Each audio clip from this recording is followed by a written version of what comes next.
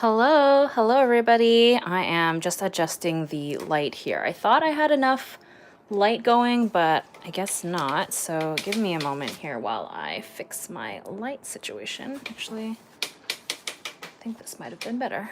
All right. Hello.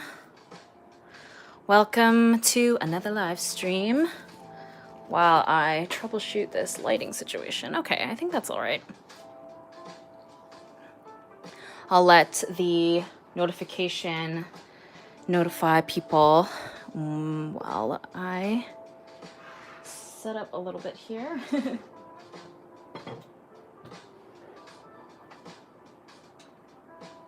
Okay.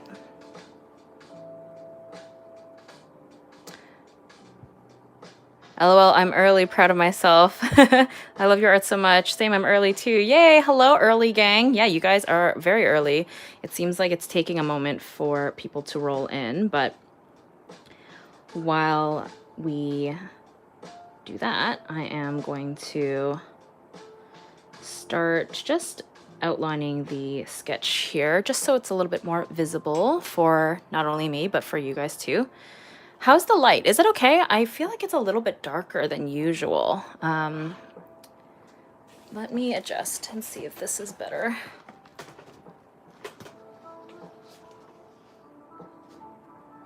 I feel like that seems to...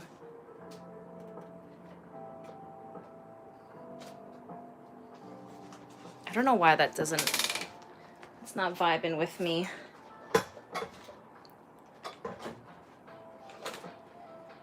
The lights are good. Okay. I can see the light shading with the... Okay. Okay. I think I'm gonna not fuss with the light anymore. I think we'll roll with this. I think it should be fine. I have no memory of subscribing, but I'm glad I did. Perfect timing to sketch too. Yay, I'm glad. No matter how you arrived at my channel, I'm glad that you did. I'm working on my commission right now. I figured that if I'm staying up at 1 a.m., I might as well do something productive. Aw, well, I appreciate you coming to join me, even though it's so late for you. I have been thinking about doing live streams at a different time, because I know that, you know, everybody's schedules and time zones are different, but I will say, like, this time slot is the most convenient for me, so that's why I've had a hard time, or I haven't really actually done any different time slots yet, but we'll see. Maybe down the road I'll try and find another time slot to try.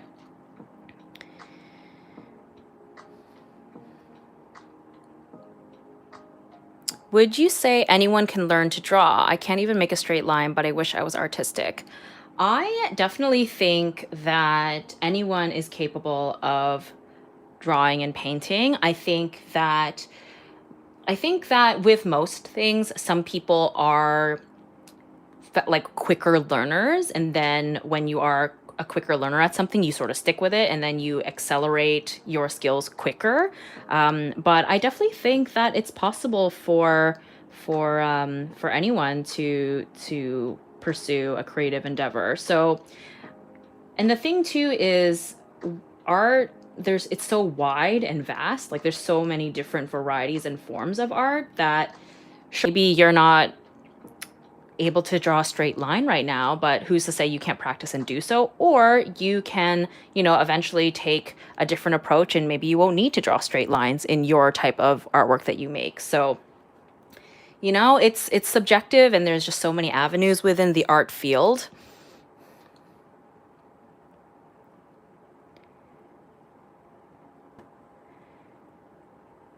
I hope you're okay today. I'm excited for the art you're going to make. Thank you. I'm doing great. Yeah, I'm feeling pretty good. I do have my fan on, so I apologize if it is a little, if you can hear it. I'm not sure. Maybe I'll turn up the music. Give me 1 second here. It's quite warm today, and I don't have AC, so I have the fan going. Yeah, this shadow is not it. Let me see. I know I said I was gonna stop fussing with the light, but I can't help it. There, that's better. Okay.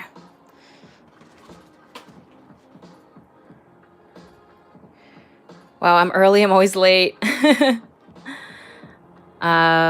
Did you realize your artistic talent, or did others help you make notice of it? If so, what age did you realize you had an art skill? Interesting question. Let's see. I feel like as a child, I always loved making art. But in terms of an artistic skill,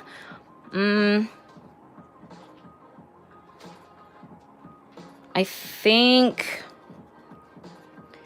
the earliest time I can recall really people noticing, I guess, would be maybe around the time I was 11, 12, 13, which was when I became more interested in making art. So they kind of coincided, I think. So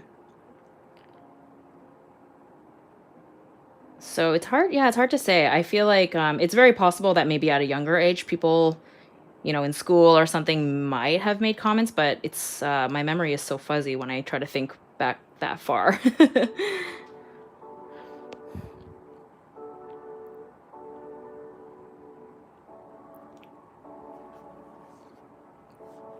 Oh yeah, I keep forgetting that I can actually zoom in a little bit here for you. There we go. So for those of you who might be new to this kind of series that I am doing, it is basically every month I dedicate a sketchbook page to highlighting some of the favorite things that I enjoyed within that month. Usually it's TV shows and music and like things that I got up to. So this, of course, is for the month of July, since we are now at the beginning of August. Oh my gosh, not April.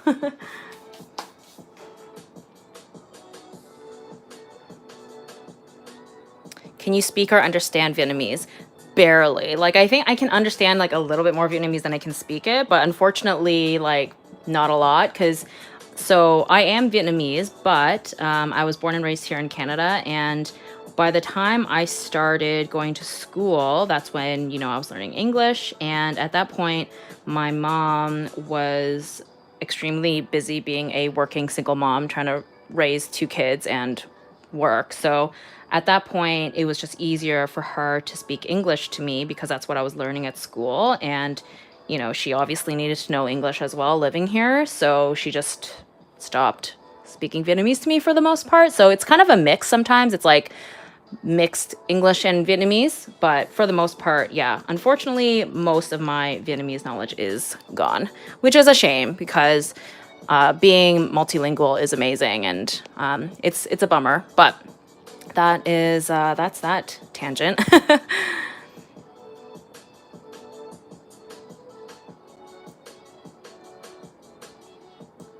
What are you drawing for this month?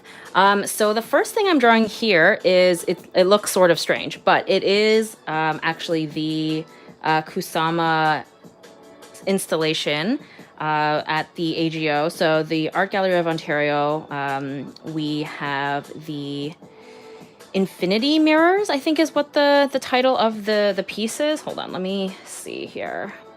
Yeah, Infinity Mirrors. It's very, very cool. So I went to the Art Gallery of Ontario with my friends earlier in the month, and I finally got to check out the Kusama installation, and it's so popular that we were only able to be in the room for about an hour, about like a minute, but it's really incredible. Here, let me pull up a photo here. So it's a room, and everything is like this like chrome and mirrors, and it really is so immersive and really trippy, honestly. It's very, very cool. But yeah, so that's what I'm trying to draw here, which it just looks like a bunch of circles right now. But yeah, that's going to be what this is. What this is. I of course enjoyed the rest of the gallery, but this was definitely, I would say, the highlight. And then over here, we've got a cat, which is representing my friend's cat, Reese, when I went to Montreal for Montreal Comic Con. The whole weekend was a highlight. I loved doing Montreal Comic Con. It was so fun and hanging out with my friend. At first, I was going to draw a poutine because that feels like a good representation of Montreal, and the poutine I got there was delicious. But poutine is not really like appealing looking to draw because it's just sort of, it's just fries and gravy and cheese. So I think a cat, her cat Reese was a better fit for a cute illustration. Honestly, I thought the cat was a croissant. Fair. I love croissants, not gonna lie. Yay, I finally get to see you live. Love watching you, especially with markers. Yay, thanks so much. Hello, Tina. Currently having some long-awaited me time after a month of just doing finals, so the stream is just the perfect way to relax and chill. Yay, I'm glad. I'm glad that you could come hang out. And yeah, I feel like our the community here in my live streams are pretty chill, pretty good vibes, if I do say so myself. Sometimes depending on the topic of discussion, I can get a tiny bit chaotic, but for the most part, it's pretty chill around here, around these parts. So yeah, Montreal Comic Con is another highlight. And then over here, this is going to be a Jack in the Box representing J-Hope of BTS's solo endeavor, which I've been loving. The music videos that have dropped, as well as the whole album and his live performance at Lollapalooza, aka Hobie Palooza. I watched it just on YouTube, and he is incredible. So happy for him. So proud. I'm on the elliptical. I need a distraction. Oh my god, good for you. Get that exercise and get that cardio. Love the sketches so much. You're so good at capturing characters' likenesses. Oh, thank you so much. How long does it usually take you to finish the entire month's favorite sped with the sketching?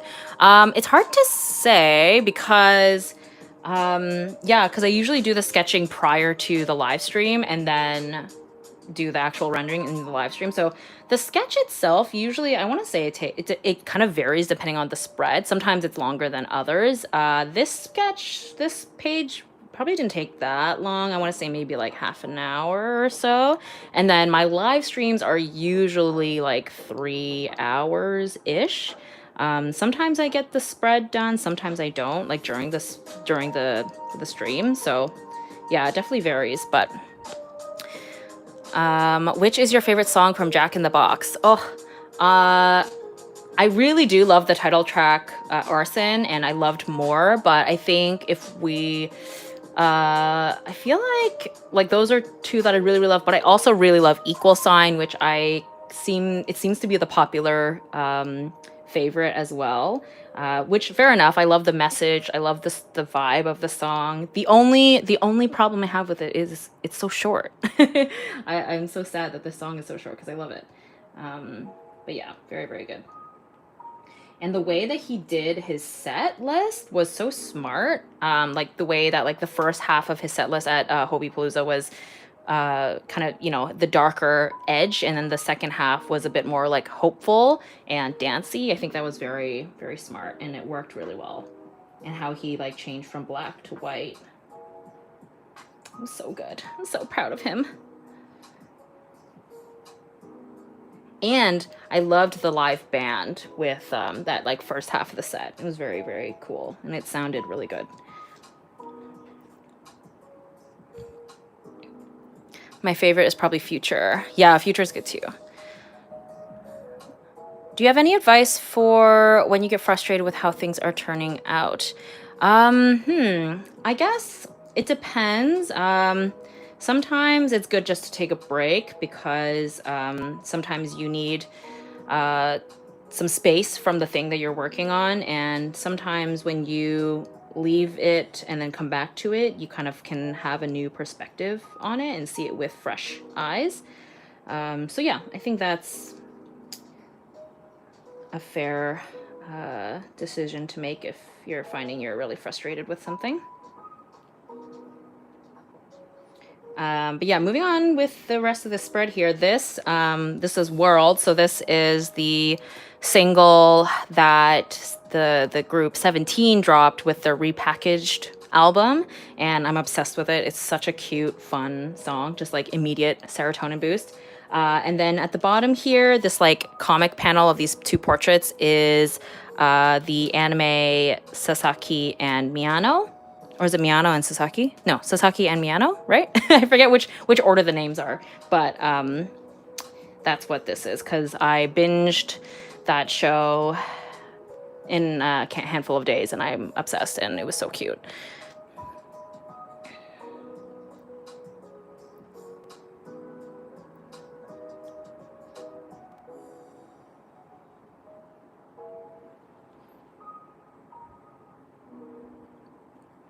But yeah, let me actually, I have my iPad here so I can look at reference photos. So let me pull up the Jack in the Box motif from the album here. I'm not gonna do it exactly, but I want it to be close. Let's see.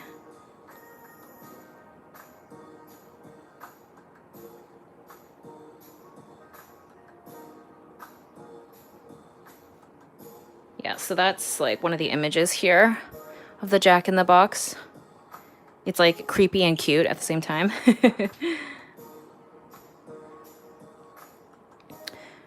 Who's your favorite Harry Potter character? Mine's Minerva. I know it's a little out there, but I just adore the lady. I love that. I love when people have the, kind of offbeat choice, I guess, or a character that maybe isn't typically people's favorites. Because, the love should be spread around, right? And Minerva is amazing. Professor McGonagall is a badass lady for sure. Who is my favorite Harry Potter character? I think it varies from year to year. But I think it's Remus Lupin.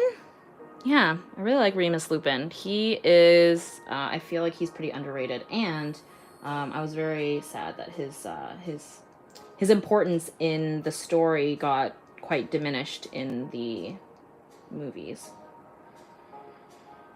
But yeah.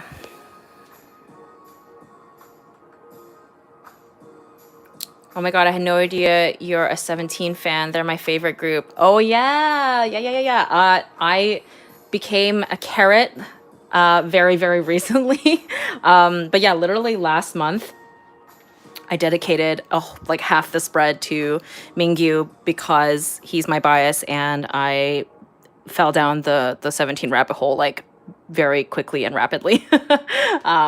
So yeah, this is 17, the K-pop group. Well, this is Mingyu from 17, and this is a screenshot that I kind of did from their music video Hot, which is so fun, so catchy. And then on my Instagram page, I did a bunch of ballpoint sketches of Mingyu as well because of reasons.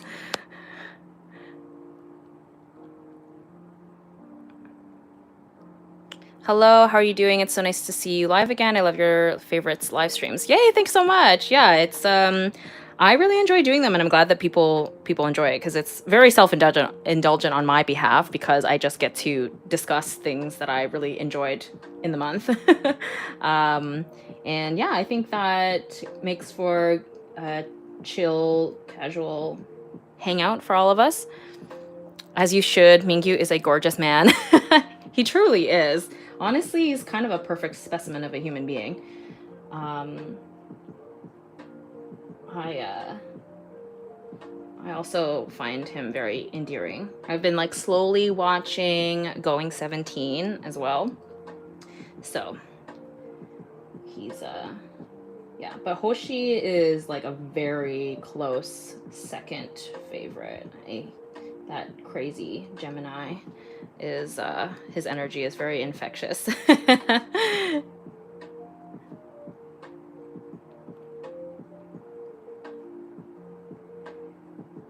This Jack in the Box is so cute, actually. I'm drawing him. He looks so cute.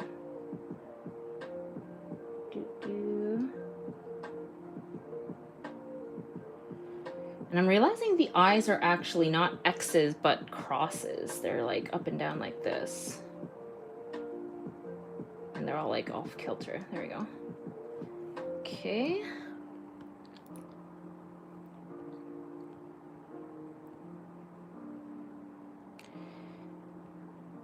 It's super relaxed and nice to see Posca art style and with nice music on in the background. Yay, I'm glad. I just started listening to Rena, and I don't know if it's just me, but her and Ariana have similar voice. Oh, really? I don't see that at all, actually. I love Rina Sawayama. She's like one of my favorites. And I do like Ariana Grande. But I actually think that I don't know if I see that similarity personally. I've watched the anime Life of the House Husband. It was so good. Oh, I've heard things about that. Like I've heard good things about that series. I know that the anime is not, it's like more, it's like still images, right? Or it feels more like you're actually reading a manga as opposed to being animated, I think. But anyway, I've heard people enjoy that series. Who's your BTS bias and what was your first comeback? By the way, I love your art so much. Thank you so much. My BTS bias is Jungkook. What was my first BTS comeback? I guess because I kind of came in pretty late. Like I started really diving into the BTS rabbit hole after I watched their Tiny Desk concert, their NPR Tiny Desk concert. So that was like when Dynamite like just dropped. So I guess technically like Dynamite Butter like was B a comeback? I don't know if that was a traditional comeback, right? Like that felt like a mini release. So I wonder if the yet to come anthology album is technically a comeback. I don't know. They haven't really done like a traditional comeback in a while. So yeah, very, very late to the K-pop land, but happy to be here. I mean, even still, I say that, but I'm only into like a few groups right now. There's so much out there. I think her bias is Jungkook. Yes, thank you. You are correct. It's a fun and absurd anime, and I love these kinds of anime. Yeah, I like fun ones as well. And I think that's kind of where I'm leaning these days, just because life is stressful enough. It's nice to just unwind with something fun. Also, this song is so loud. I mean, it's loud for me. I'm gonna switch it. Hold on.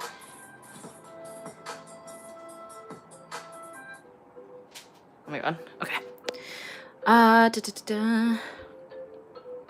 Yes, I hope they'll get a second season. It's my favorite. Do you like Avatar: Last Airbender? If so, did you hear how they are making new movies extending on the original? Yes, for those of are familiar with my YouTube channel, they have heard me talk about Avatar: Last Airbender like a million times. But I have a YouTube video where I painted 2 screen caps from Avatar: Last Airbender. Truly, it is one of my favorite shows of all time. Not even just like animated specifically, just all shows. It's one of my favorites. Like I've seen it a million times. And I will find any and all excuses to talk about it. But anyway, so if you're interested in hearing me discuss my love of Avatar: The Last Airbender and seeing me paint these screen caps with gouache, the YouTube video is on my channel. And Sokka is my favorite, my boy here. And then on my Patreon, where I upload exclusive videos every month, I painted this screen cap of the background from the Northern Water Tribe, which was quite fun and a little bit challenging. It was monochrome, all the blues, and I don't do like very detailed backgrounds very often, so it was good practice.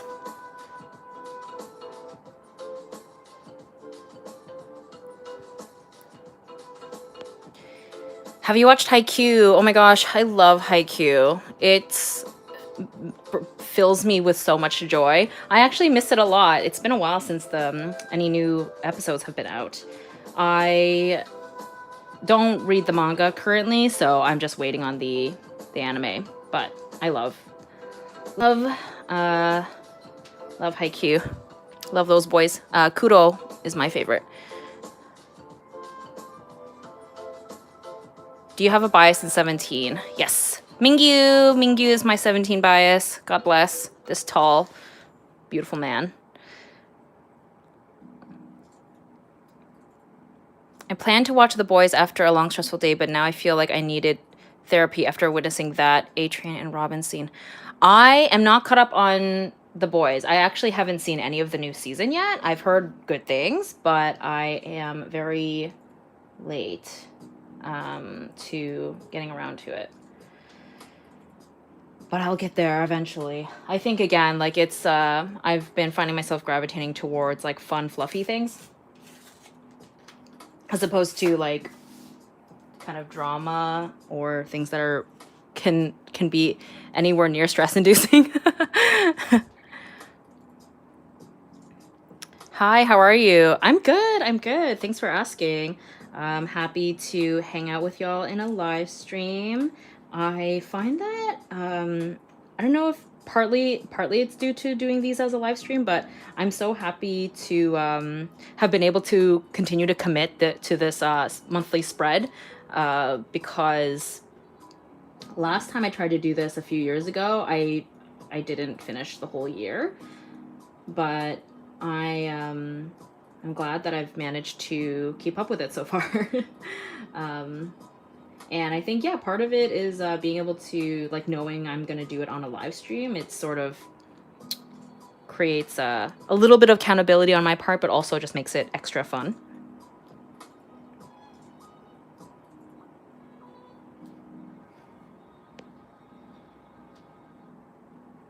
The cast for the new live action Avatar is so accurate.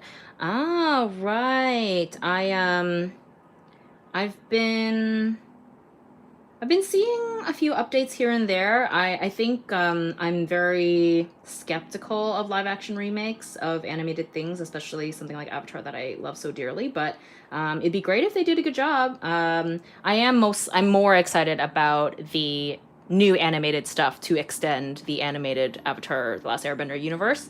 So I have heard that there is that is in the works, and I'm definitely more keen on that. But you know, I probably will at the very least watch the trailer for the live action Avatar just to out of curiosity.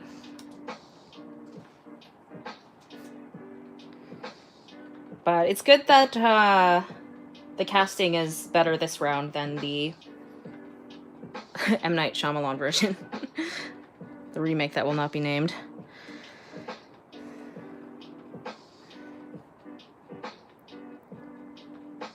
Can you believe July is already over? I know, time is flying by. Every year I think I'm gonna get so many different things done, and the year just flies by before I know it. And I didn't accomplish all the things that I set out to do.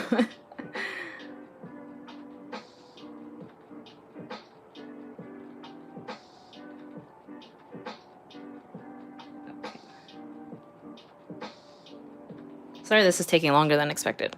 Me too. Originals all the way. I couldn't watch the live action. Yeah, I didn't. I did not. I watched a lot of video essays, like breaking down why it's so bad. The Avatar: Last Airbender movie, the live action one. So it's so I've seen enough of it to know that it was pretty brutal. Yeah, I quite enjoy video essays of people breaking down movies and adaptations and stuff like that. It's very interesting. Because oftentimes it's they're more articulate than I am in expressing why something didn't go well. I don't know why you don't have a lot of subscribers, and you could try to do shorts on YouTube. I think you will get more subscribers. Honestly, I'm not overly concerned about gaining more subscribers in like rapid succession. Because the thing is, even though I have like 160,000 subscribers or so. That doesn't actually necessarily translate to views on the video, and that is more important than the subscribers. So, you know, my last YouTube video, I think, you know, is at like maybe 20,000 views or something, or maybe less. I think it's actually significantly less. I could be wrong. Maybe it's like 12K or something. Anyway, so subscribers doesn't really matter in the end if people aren't watching your videos. Like the watch time and the people, yeah, just like watching the videos is more important. I guess, you know, more subscribers equals potentially more viewers, but I don't know. YouTube is sort of strange in that way.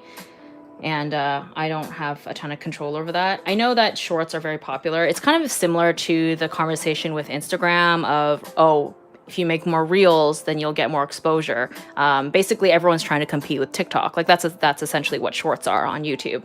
And that's great for people who like making short form videos, but I haven't yet found a joy in making those kinds of videos, like those like really, really short form videos. It doesn't really make sense to me for my type of work, but we'll see. I'm not opposed to making them. I've made a couple on Instagram, but we'll see.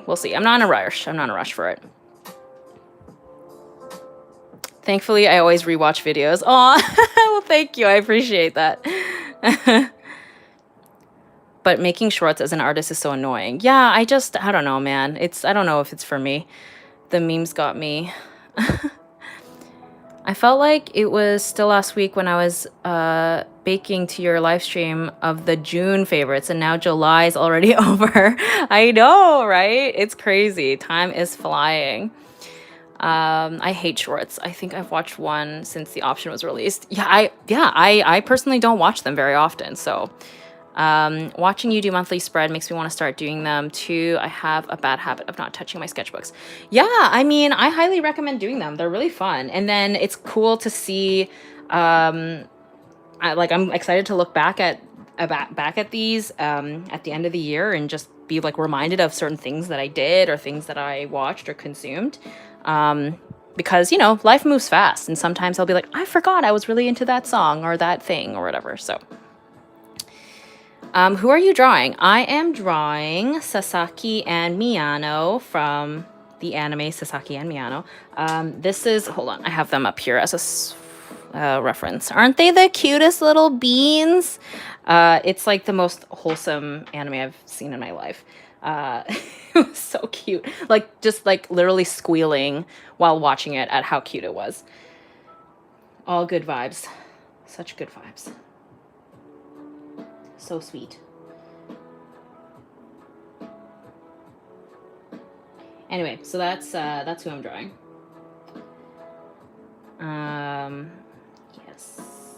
Yes. So sweet. I sometimes watch your real-time painting videos on 2x speed. It's so entertaining to watch and listen for some reason. Oh my god. I probably sound like a chipmunk. I mean, but that is a more efficient way to watch them. Tina, I've seen you and Chris Hong and Cosmic Spectrum and Mako House on Instagram that you had a vacay trip tour. How was it? Best wishes to you. Thank you so much. Yeah, the four of us, we hang out and it's a good time. Recently, we did some kayaking, which I'm assuming is maybe what you saw on the Instagram stories. And surprisingly, actually, it was here in Toronto. It's something that you can do if you don't know. For those of you who live in Toronto or around Toronto or plan to visit, you can go kayaking or canoeing at the harborfront, and it's super fun. It's pretty affordable. How much is it? Like $25, $35, I think, to rent a canoe, to rent the kayak, I think. Maybe less? Is it 25? I don't remember. But yeah, and then we kayaked to the islands, the Toronto Islands, and we kind of looped around, did some sightseeing just like on our kayaks, and then came back, and then we got dinner. It was a very fun day. I Will admit though, the kayaking gave me some serious motion sickness, which was such a shame. I guess the turbulent water did not fare well with me, but I stuck it out. I was a champ. I stuck it out. The views were beautiful, so I just need to perhaps take some gravel or something beforehand if I go again. Have you been keeping up with Lore Olympus? I'm dying to see what happens next. You know what? I admit I actually have not kept up with Lore Olympus in quite a while. My friend Alicia, aka Tall and Quirky, she has been keeping up with it and she's been loving it and was raving about it. So I might have to finally get around to picking that up again. I have been consuming lots of other webtoons though, so I'm still on the webtoon train, just not Lore Olympus specifically. Oh my gosh. So sweet. Look at his little face. Just a sweet little cinnamon roll. Oh my god, motion sickness actually sucks. Right? Honestly. Someone said in one of your last live streams that your voice reminds them of Selena Gomez, and now I cannot unhear that in the best way possible. Your voice is so nice to listen to.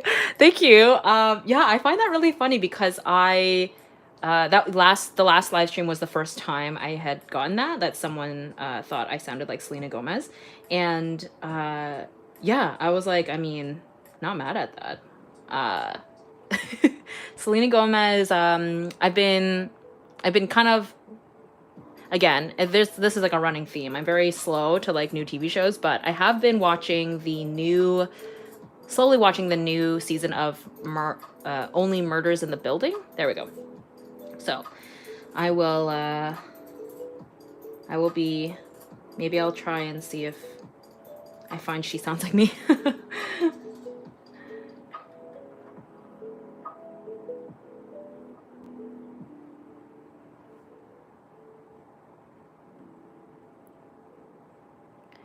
Do you sometimes think about making your own manga?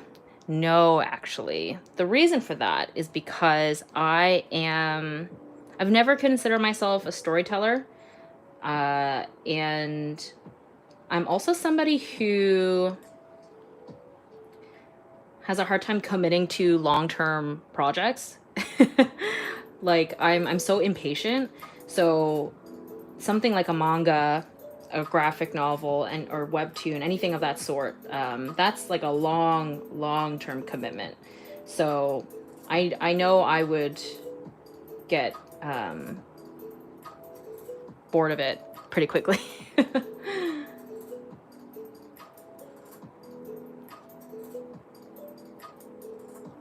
Okay, kind of looks like, kind of giving me Deku vibes a tiny bit. He won't when I color it, but that's a little bit, just a little bit. Okay.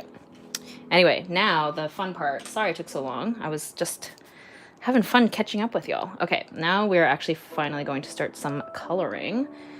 So I think what I'm gonna do is actually, usually I like to work from top left and then right and then kind of make my way that way. But I do think that the Jack in the Box is going to help determine a lot of the colors in this spread. Because the Kusama show, I can kind of fiddle around with the colors with that. So I think we're going to do that. So key color is this teal. Yes, it's a huge commitment. You have to be very passionate about the story you want to tell. Exactly, and I do not have that. My commission is going pretty well. I think you're rubbing off your wonder magic on me through the live stream. Good, I'm glad. Have you read the webtoon The Purple Hyacinth? That is on my watch list. Or not watch list, read list. I haven't yet, but I've been eyeing it. That kind of vibe is up my alley for sure. Wait, is this the only thing that's teal on? I guess so. There's like snippets of it on the...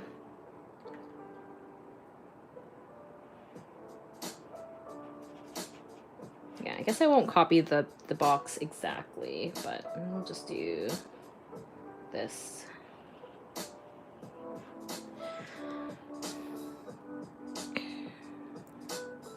Say hi if you see this. Hello. How's the heat over there? Oof. It is warm. It is very, very warm. We have been experiencing that summer heat for sure. Heat wave warnings have been going off on the forecast thing for the next 2 days. So I was mentioning earlier that I have a fan going. Hopefully you can't hear it too much or it's not too distracting or anything. I do think that it drowns out the sound of the music a little bit, but it's okay. So long as you guys can hear me, that's the most important part. So the Jack in the Box thing, it's definitely like blacks and grays, but as some of you might know, I usually don't like to include too much black if I can help it, and I don't have any gray, so I think what I'll do is just use different shades of blue instead. Let's see. Which might change the look of the thing, but I think fans will know what it is regardless. That's green. Here. Yeah, navy blue. Have you ever tried digital art, and what are you... I have. I've used Clip Studio Paint, I've used Photoshop, I've used Procreate. I don't do a ton of digital art. It's just not my cup of tea, really, but I do have experience using it, and I do use digital art oftentimes for more kind of merch product design, like stickers, keychains, enamel pins, that kind of thing. And yeah, I do have a couple videos using, what's it called? Using Clip Studio Paint. There's the blue. There's also this like purpley color that I often use because it's pretty muted. Well, I say muted, more pastel-y, I guess. That's an option.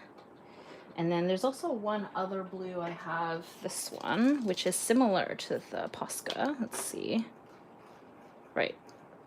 Yeah, this one leans more purple. Actually, I think that might be potentially. What's the drawing on the bottom? This is for the anime Sasaki and Miyano, which I love and binged last month. It's so interesting how many questions you get about digital art. I wonder if digital artists get so many questions about traditional art. Yeah, I always find that interesting too because, yeah, I assume that people who consume my content are traditional artists or are interested in traditional art, but I guess, you know, curiosity is not mad at that. I think someone who actually really toes the line of doing both pretty actively is Cosmic Spectrum, Yana. She does a lot of digital and a lot of traditional, like pretty evenly, I think. Okay. Yes.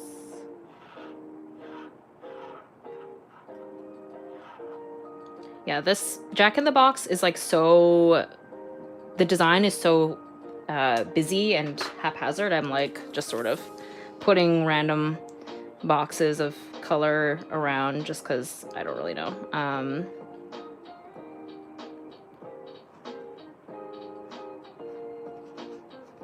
I think once I put in like all the graffiti looking stuff, it'll look more like we've got it together, but is this live now? Yes, it is. Us digital artists definitely do get questions about traditional art. Works both ways. Yeah. Yeah, I guess people are just curious about things that you are not currently working on.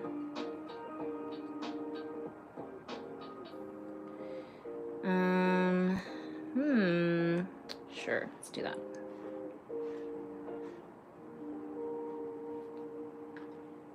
And So this thing is,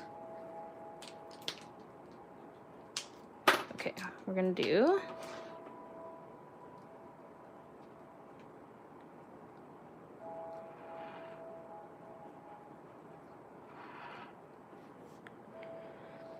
you are really good at this, that you can talk and draw at the same time.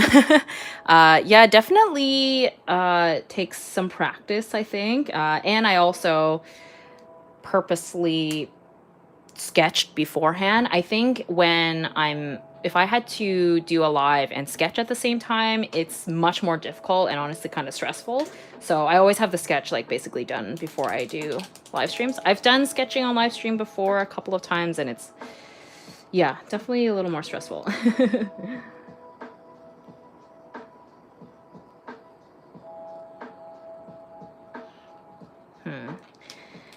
Maybe I might end up using black.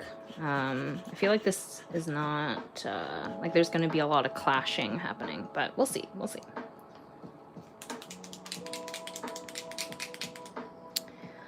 Have you heard Maniac by Stray Kids? I recently got into Stray Kids. Oh yeah, I love Stray Kids. Oh, actually, speaking of Maniac, hold on. That was in my May? No, what month was that? February favorites? No. March favorites? Yes. I drew Hyunjin from the Maniac. I think it was the teaser trailer. I think it was the teaser trailer. Anyway, loved Maniac. Loved this spread. This was probably one of my favorite spreads so far. I just had such a cool, moody vibe, which I did use a lot of black in, so maybe I will use black today. But yeah, love Stray Kids. Oh my god! Oh, thank you so much for the super chat. Artsy Brit, you're one of my favorite artists and you're always nice to me, so I do not mind donating. I'm working on my labels for my wine business, so I'm watching and listening. I love your live streams too. Oh my gosh, thank you so much. You're so sweet. Thank you. I really, really appreciate that. Also, amazing that you have a wine business. That's incredible. I love wine.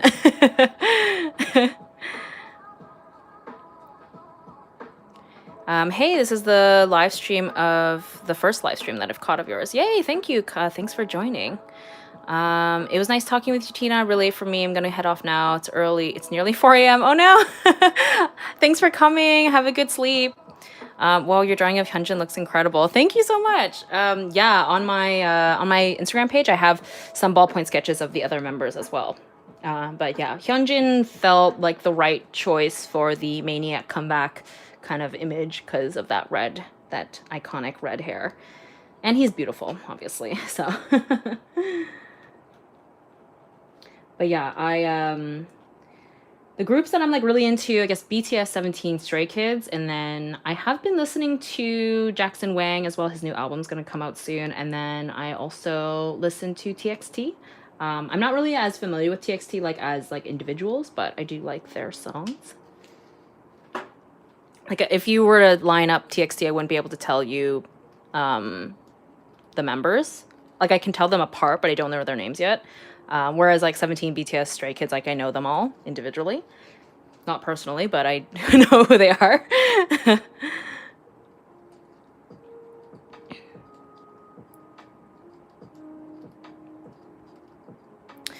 Fellow artists wanting to start my own YouTube, any tips and advice? I would say just do it. Like you don't necessarily need like the best equipment or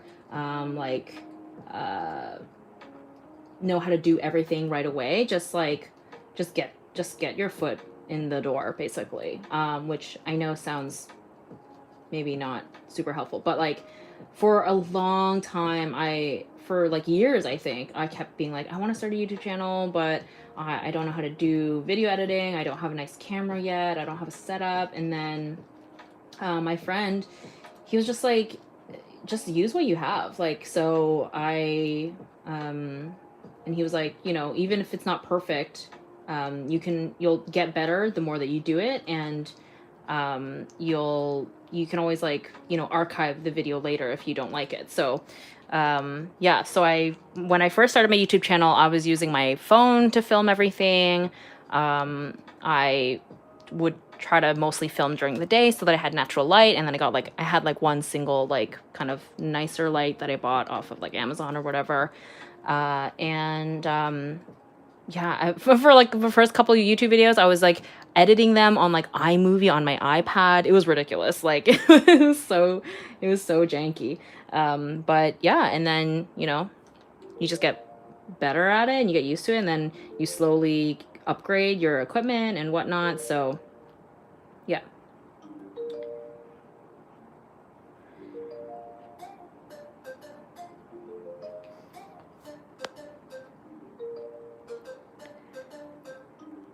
I'm straight, but Jackson Wang is just fire emoji. Honestly, relatable. Like, he is a very, very handsome man. I don't know if you saw, but he did a BuzzFeed thing where he read thirst tweets. It was hysterical. It's so funny. Like, he was living. And like, I find like a lot of people when they do those thirst tweet videos, they're like mortified and embarrassed, and like they're like, what does bussy mean? But he was loving it. He was not phased. His Aries energy was really coming through. Learning how to tell all the 17 members apart is a whole assignment since there's so many members. I know, when my friend got me into them, I was like, oh my god, 13 members, how am I going to do this? And then, I don't know, when you consume enough content in a short amount of time, you just start learning all their names. I don't know all their Korean names, though. Like, I don't know all their full Korean names. I know all of their, like, stage names. So I haven't gone there yet. I was joking with my friend that, like, I'm just gonna need to be like June and have, like, a printout of all their names to do that fan chat, because it's, it's ridiculous.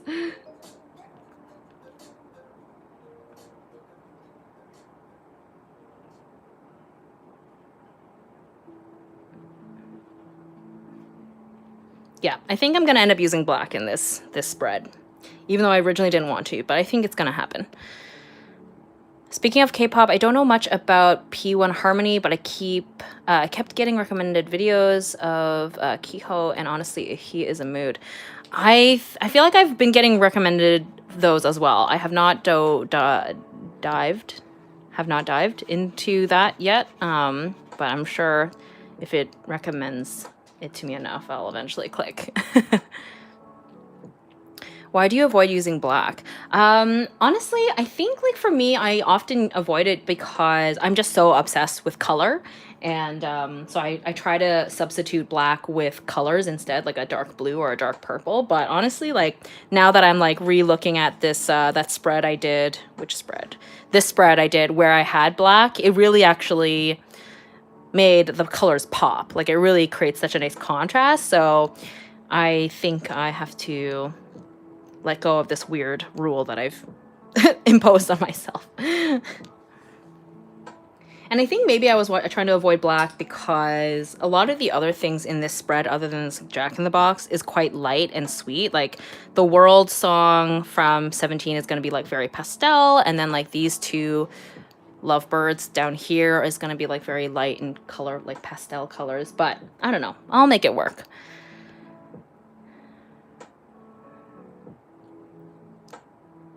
Wow, K-pop really got you. Haha, I remember when you knew nothing about it. I know. I've come along. My character development, I've come a long way. I know. I also distinctly remember when I would do those, like, the long Q&A videos, and people would always ask me about K-pop, and, like, for the first few, I was like, I don't know anything about K-pop, but I understand the appeal. And then slowly but surely, I got Miguel. There's no turning back now.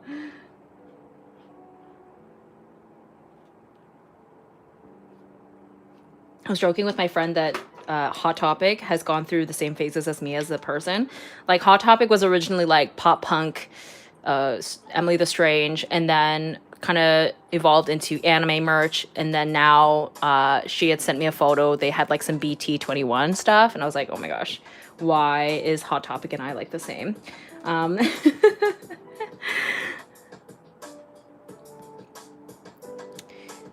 Which show, anime, comic are they from? The characters at the bottom here are from Sasaki and Miyano.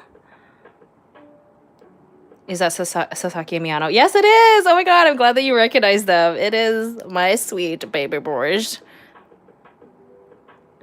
Are you gonna make Miyano's hair dark blue instead of black? Yeah, I think, well, now that I might introduce black here, I might do his hair blue, mostly blue with a little bit of black, just to get that like pastel vibe. Sorry, I'm like very consumed with the chat. This is taking so long. Taking me so long to actually render. But that's the beauty of these live streams, is I genuinely have so much fun chatting with all of you. It's just a fun, wholesome time. Okay.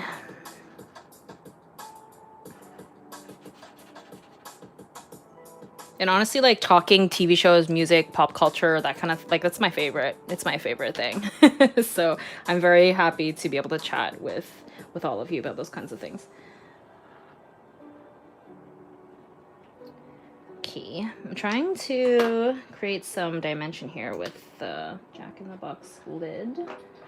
So, do this.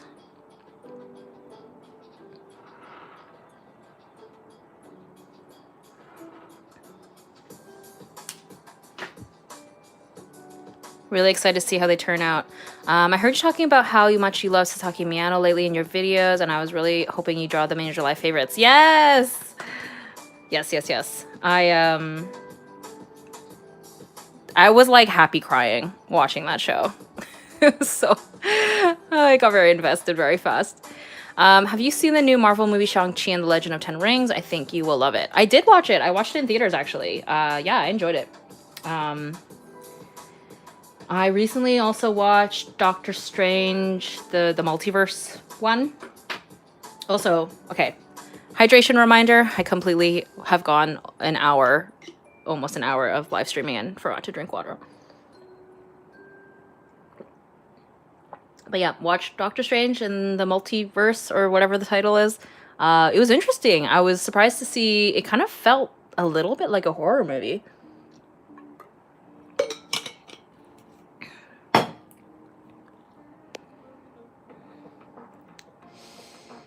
You mentioned before you watch a lot of video essays. Any suggestions? Yeah, Hello Future Me is a good one. He kind of does a lot of video essays where he talks about media from a writing perspective, and he pulls from multiple different media to display his point of view. So like he talks about the art of world building, and I think the examples that he used was like Avatar: Last Airbender and Lord of the Rings, and he sort of like pulls from all these different sources to discuss world building or magic systems or whatever.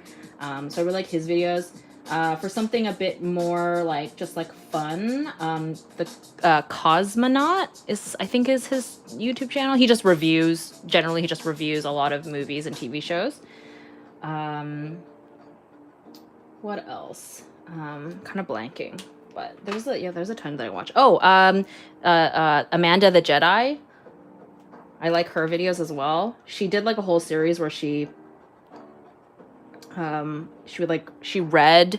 the 50 Shades of Grey books and the Twilight books, and then she would like watch the movie and then compare and contrast and stuff, which I just thought was like so amusing, because she just looked like she was like gonna lose her mind.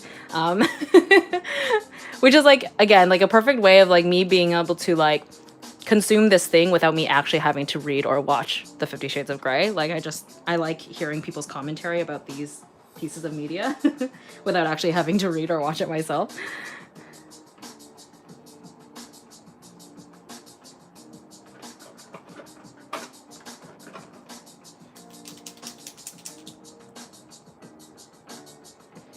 I haven't been very motivated to draw lately, but as soon as I saw you were live, I grabbed my sketchbook so I could draw along with you. Thank you for doing these live streams. Yay, I'm so glad. Thank you so much for joining, and I'm so happy to be able to keep you company and get you to draw, because I fully understand that that sentiment. It can be hard to just like sit down and open a sketchbook. It's like kind of daunting, and it can feel a bit monotonous.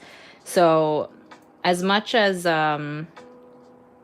as much as you guys enjoy, like, you know, having me in the background doing these live streams, like, I really enjoy doing these live streams and chatting with you, because it, yeah, in some ways, like, keeps me accountable, because I feel like I would get distracted by other things, and then this would end up taking even longer, maybe. Like, I would be, like, pausing to check Instagram or In the Soul, which I've been slowly playing. The BTS, like, game app. It's so cute. It's very, very fun. It's, like, basically just, like, a bunch of, like, Bejeweled games, but, like, the BTS members are little cutesy characters, and it's adorable. I can't believe how long this is taking me just to do this one item on this page. Sorry. It does keep you accountable. I do art meetups online and we draw together while chatting. Oh, I love that. That's so fun. Yeah, my friend was telling me that she does, what's it called? Like, Zoom, not Zoom, Discord, like, chat room things with, like, her friends. So it's kind of like a work session kind of vibe, which I think is pretty cool. So you kind of get the ambiance and the feeling of being in a workspace with other people, but you don't actually have to leave your house.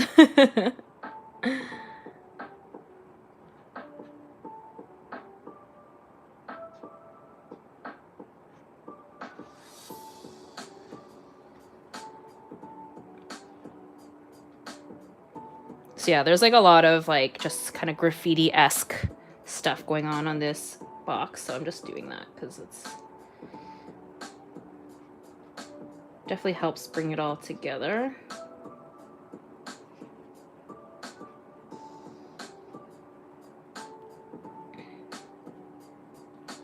I think it gets like across. It gets the thing across.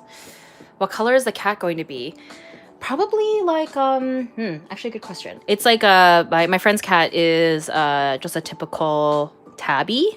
So she's like that like muted grayish brown sandy color. So that is a good question though, because I don't really have those on me.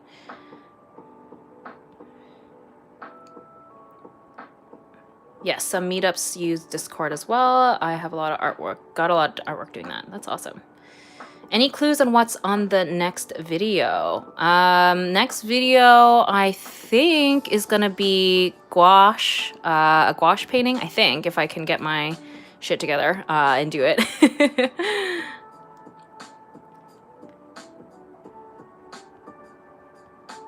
Do you listen to Taylor Swift? Please say yes. I'm obsessed with her since my childhood.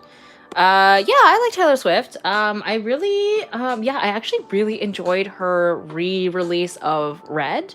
Cause like previous to that, like previously, previous to like Folklore, no, I lied. 1989. 1989 was the album where I actually like listened to the whole album as opposed to being like a much more casual listener of just like the singles.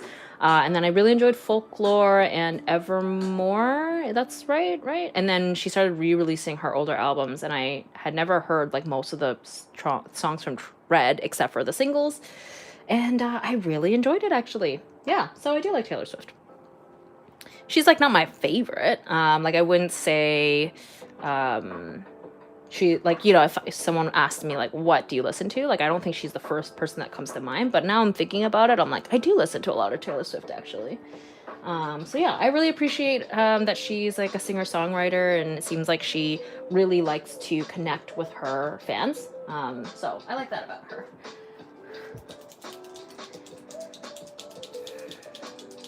I also love the re-release of Red. Yeah, it was great. And the music video that she released for what's that song called again? All Too Well, right? Very good. So cinematic. And just heartbreaking.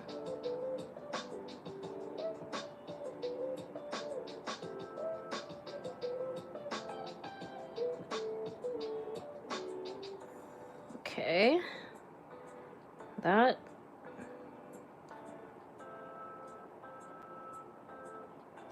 Wow, this white paint marker is coming through. I guess that's what happens when you get a new one.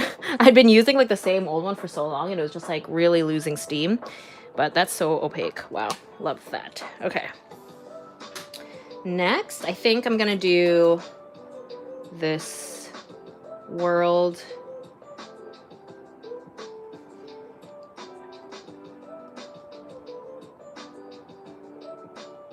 Oh, I'm trying to search 17 repackage album.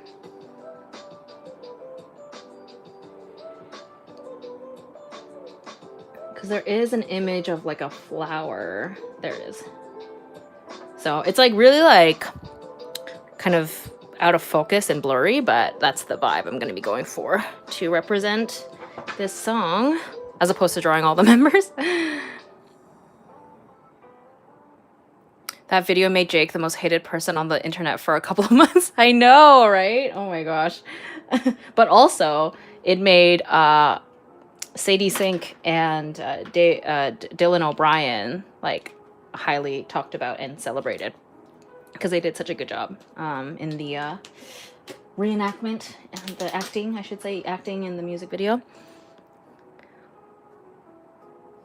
Hopefully they'll have artists like Taylor Swift and Beyonce on there next. Oh yeah, I haven't listened to the new Beyonce album yet. I've heard it's good though. People really like it. I've only heard Break My Soul, like the single.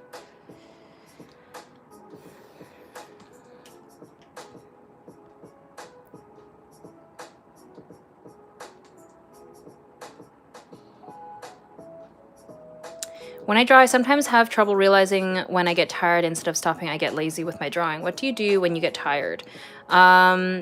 Yeah, getting tired, like when you get tired, like it's, I mean, I don't know. I feel like I sound like a broken record, but taking breaks is really important. Even if it's not like long-term, like even just to, you know, step away, get a snack, make a tea, have a walk around the block or something. Breaks are good. And I think that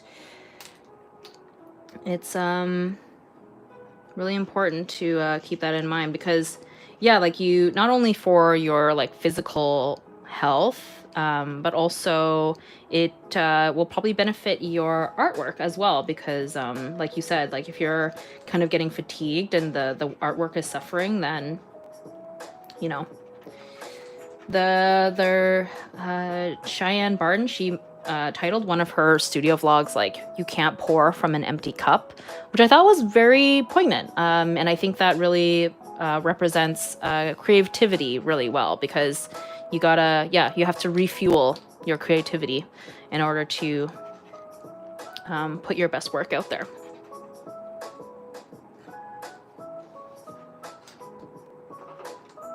Okay. This color, maybe? This peachy color. I realize I don't have an orange. I really kind of surprised. I need to get an orange. I feel like I've come across this situation before where I'm like, I need an orange. Hydration reminder, everybody. Drink some water or beverage.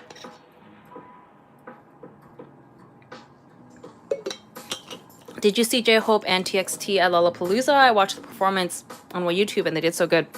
Yes, I watched J-Hope's performance. I haven't watched the TXT one yet, but I do plan to because I have been getting into TXT lately, so I will check that out soon. I did watch the J-Hope performance like immediately though, like right as soon as it was posted. He did so good. It was amazing. Very proud of him. I think what I'll do is this peachy color and then I'll use some red. Oh no, coral? I think this coral will function close enough as an orange. And I'll do it while this is still wet and then maybe they can mix a little bit. Yes. Kind of works because the image itself is quite like out of focus. It's kind of fuzzy, so this sort of works in my favor.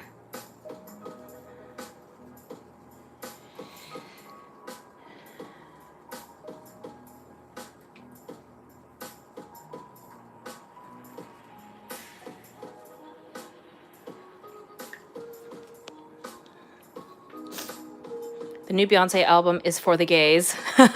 Amazing. I love that. I mean, she knows her audience.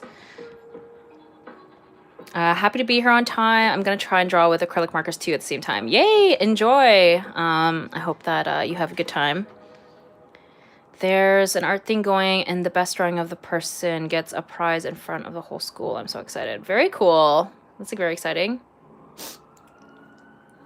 Hello, hello. Tell me, will you leave this stream? I am assuming if you're asking if I'll have the stream up later, and that is yes. I pretty much, yeah, I save all of my live streams and keep them up for people to watch later because I know that not everyone can come to them while they're live or can watch the whole thing, and yeah, makes for good company, I think, for people. So yeah, I will have it up. And for those of you who don't know, I make or I have like a playlist that where I put all of the live streams in one place so that you can just refer back to it and play it for when you need some art company. Okay, that's that. And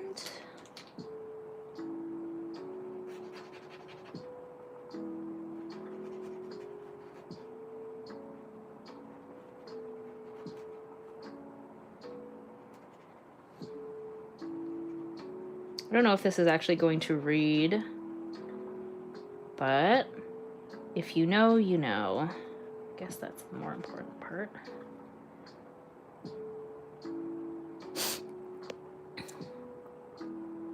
I have to go now. It was great talking to you, Tina. Happy drawing. Oh, thanks for coming. Do you have any recommendations for paint markers besides Poscas? The other ones that I typically use are the Molotow, which is this one. The ones that I have like their dual-ended ones, which are great because I can have 2 different nibs sizes. They also have like smaller ones as well. I've heard that Arteza, I think, also makes paint markers. And yeah. I would just recommend like looking around at maybe different acrylic paint marker options if you are looking for something that's a little bit more affordable, because I know that the Posca and Molotow are a little pricey, but those are the 2 that I'm most familiar with, so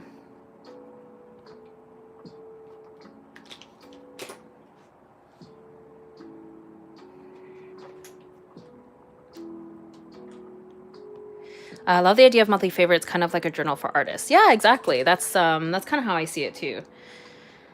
I've been wanting to start my own channel now, and I've been curious about the pay. Does YouTube salary come every month, or does it go directly to your bank account with every click? For me, and I'm assuming it's the case for everybody, my YouTube revenue goes into my bank account once a month.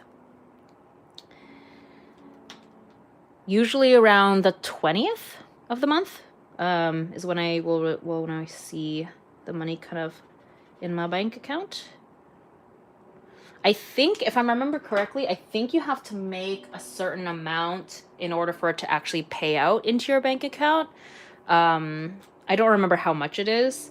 Like, for example, I don't know if this is actually the threshold, but it's like, for example, if the threshold to get paid out is $100 and maybe you only made $50 in a month, then it probably rolls over until you make $100 and then you get paid out, I think is potentially how it works. But I don't know for sure because I always see the money in my bank account every month, so it does vary, of course.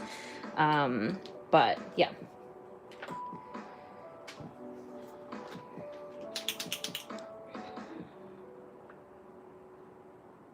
Look at you mixing Posca paint, unleash your inner Angela Pan. Yeah, truly. It's kind of perfect. Like this whole vibe is very similar to her work, because this is I'm using this reference here of this image from the album. So that is kind of the vibe. Yes, Angela Pan is the queen of paint markers for sure.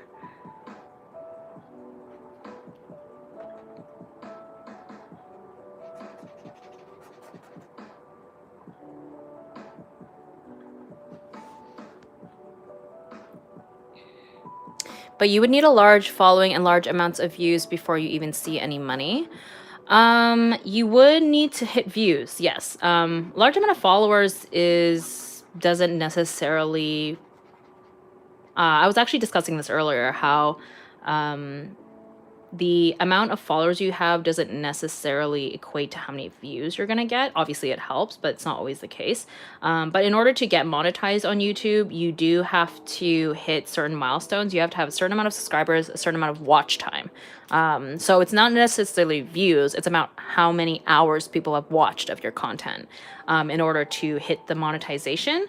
And then from there, the actual income is based off of, I think, how many people see the ads. I'm pretty sure that's how it works. Yeah, I mean, I'm maybe not like the best person to relay all this information because I might be like slightly wrong.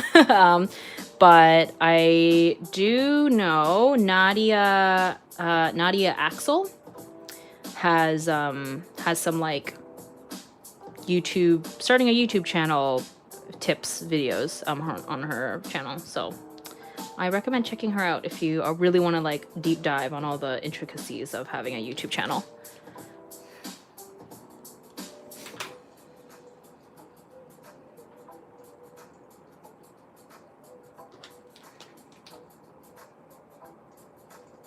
This doesn't really look like the album cover at all, but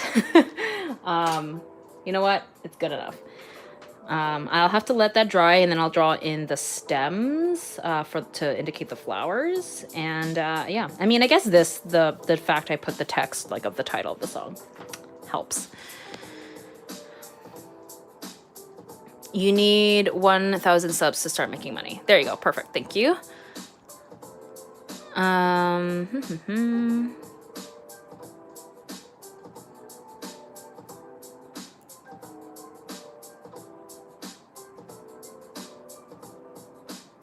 Oh, 17.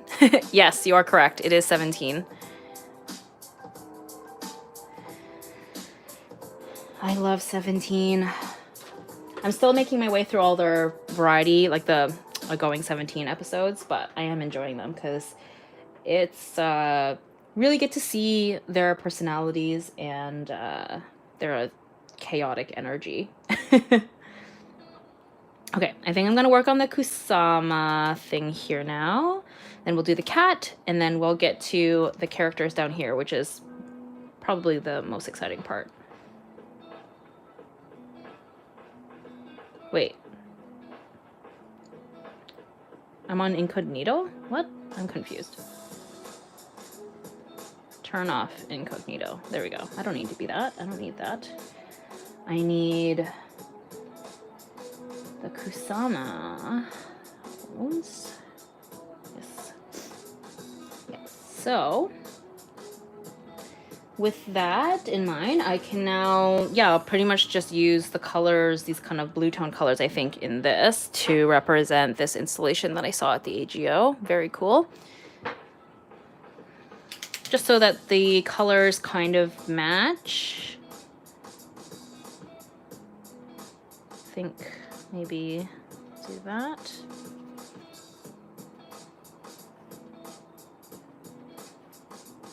Yeah, if you have the opportunity to see any Kusama art installation, I definitely recommend it. It's very, very cool. And like being in person and seeing it is very different from seeing like photos online. Ooh, Carrot, who's your bias? This man right here is my bias. People who are watching this back are like, girl, we know you like 17.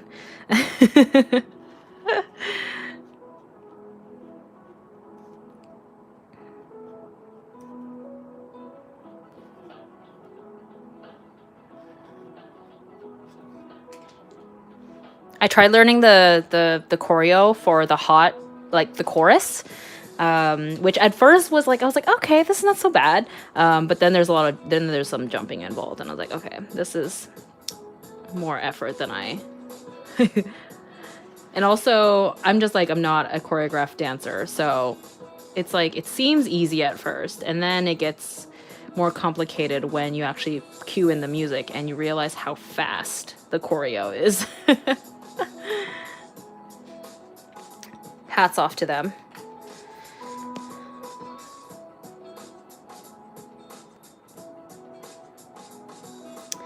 I have to go because I have to go to the gym. Goodbye. Enjoy your time. I'll be back to watch the live stream for sure. Enjoy your trip to the gym. Thanks for joining. Haha, taste. Yes. I follow him on Instagram, and because of like the time difference, like I find any K-pop content basically, or posts, they happen like I think when I'm asleep. So when I open my Instagram first thing in the morning, I'm always just like bombarded by like Mingyu being, you know, his beautiful self on a boat or in a floaty in the water or whatever he's doing. And I'm like, oh my god, this is how I want to wake up every morning with Mingyu content or BTS content. I follow the BTS members as well. Shook. My friend and I joke, we're like, what did we do with our time before we were into K-pop?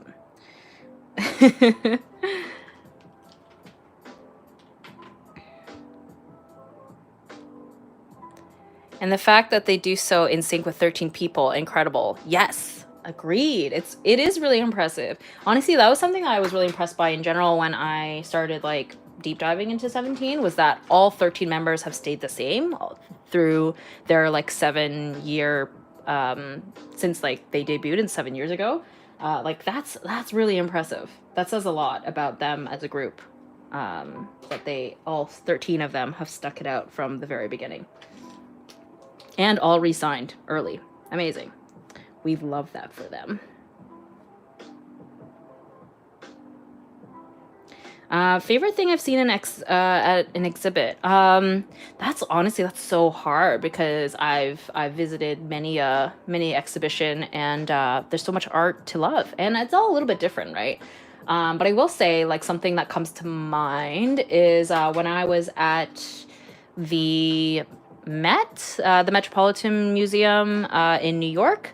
It is massive in there. It is insane. But I do remember just like kind of tucked away in the corner, I saw an Alphonse Mucha, which I was really excited about because at the time, especially, I was really, really into Alphonse Mucha and like the Art Nouveau movement. And I had never seen one in person before. And it was just like one or two just sort of like in the corner. So that was pretty cool. But the Met in general is amazing. They have these like interiors of like these like old beds and like these like really rich, decadent looking rooms and stuff. It's yeah. So hard to pick a favorite, but that for some reason stands out for me.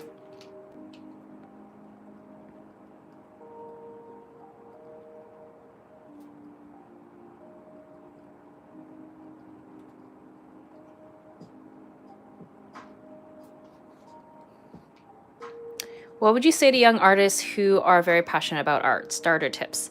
I would say to continue to just follow the passions that you have. Don't be concerned about making art that you think is popular or trendy. Just lean into whatever it is that you're into. Like when I was in high school, I was obsessed with anime and manga, and at that time, anime and manga was like seen as not cool. Like I was like not a cool high schooler. And even though I recognized that it wasn't seen as cool, I still loved it anyway. And I still made tons of anime and manga fan art because I loved it.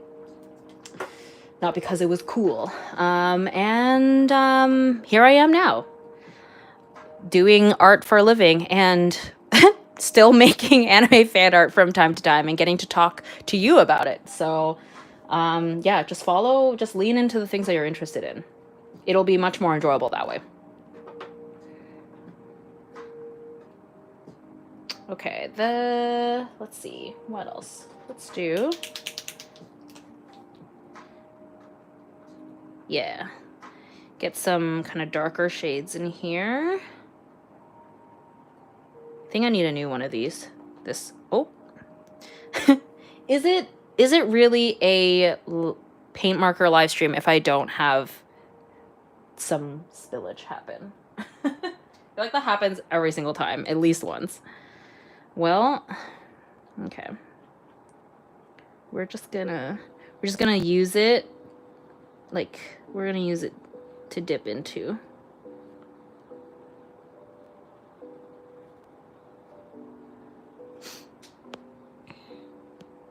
My theory is that if you liked any boy band from Backstreet Boys to 1D, you gonna fall for K-pop eventually. You know what? That makes a lot of sense, because K-pop is really just like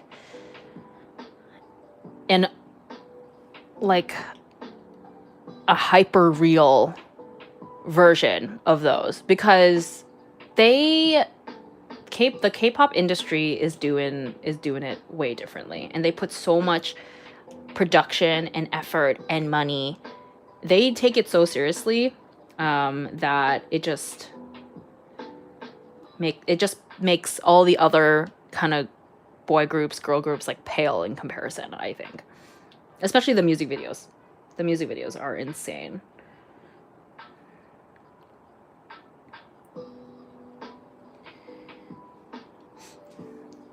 Okay, so I want to try and use up this little bits of paint here, but I don't know where to put it. Maybe up here. Maybe I'll put the title up here. I'm always about trying to use up the supplies efficiently. How comfortable are you with your art style? Do you ever think you want to change it?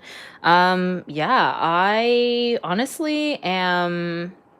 I don't know about my art style specifically, but more so, like, I haven't been very satisfied with my art for a while. Mostly, I think, because I just don't have time to make art the way that I used to. And so when I look at, like, my body of work for the past few years, I'm just sort of like, meh about it. But yeah, I think I need to find a way to balance my schedule so that I can spend a little bit more time making artwork that I will be proud of. But it's hard when I have to keep up with, like, Patreon stuff and YouTube and sponsorships, and, like, having doing conventions and eventually opening up a shop again. And so it's hard to justify, like, working on a piece in a much more, like, kind of long form manner. But we'll see.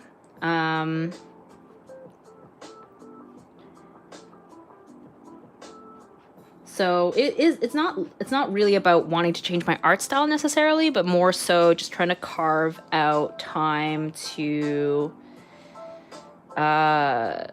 make artwork that I'll be proud of. Which maybe that does mean I need to change my art style a little bit. But again, like, it's hard to, like, do that manually. It's something that usually happens gradually. Okay, I think that little blob spillage or whatever, it's, like, basically used up now, or basically dry. I'll probably fix it later with some other colors. Okay, so this tabby, this cat, my friend's cat, I never got photos of her, actually. I just have video footage from her, my vlog that I did. But honestly, she is just like a typical tabby cat, so I might be able to just Google tabby cat and go from there. Although I would like to get her markings right, so give me 1 second.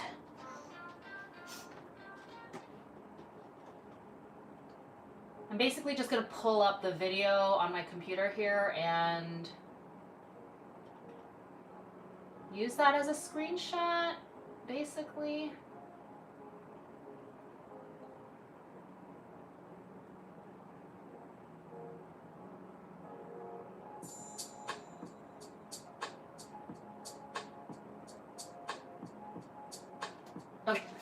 Sorry.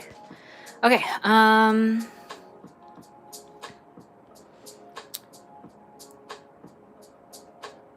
Are you doing all your illustrations for July's favorites in paint markers? Yes. All of my monthly favorites I do with paint markers. And then sometimes I'll introduce like some fine liners as well. But for the most part, they're all with paint markers. How do you find what art style you really like? Because I know it may be hard to find an art style you like and draw and play around with it.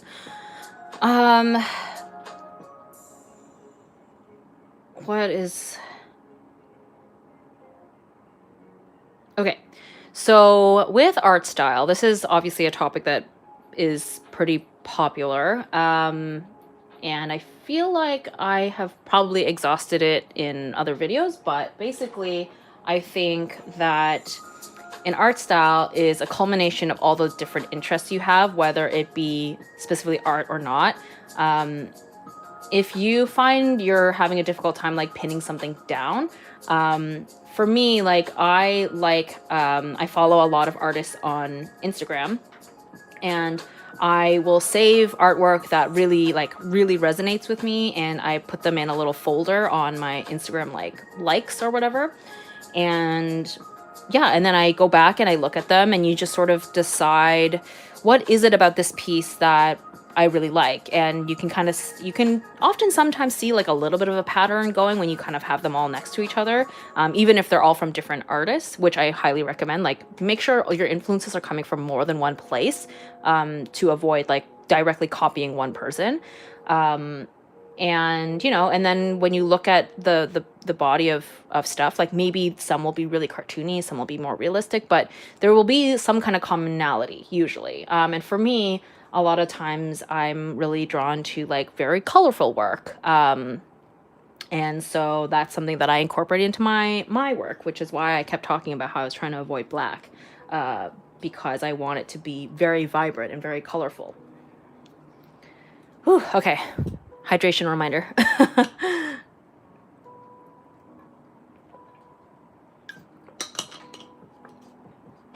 Okay.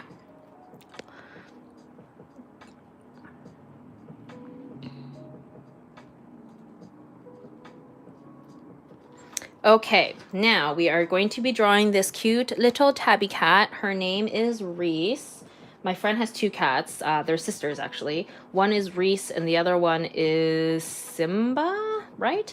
I did not see Simba much, unfortunately, because she was very shy. But I did get to snuggle and cuddle with sweet Reese. So Reese, actually, you know what? Reese, the colors actually might work because this character down here is like a redhead, so I might actually be able to use a similar color scheme. So let's see, let's swatch these. So that's just like peachy, that there. Yes, okay, that's that. This color has always given me a hard time. I don't know why. I must have got a defective one. It's always like really watery or something, if I'm remembering correctly. Yeah, it's like super watery.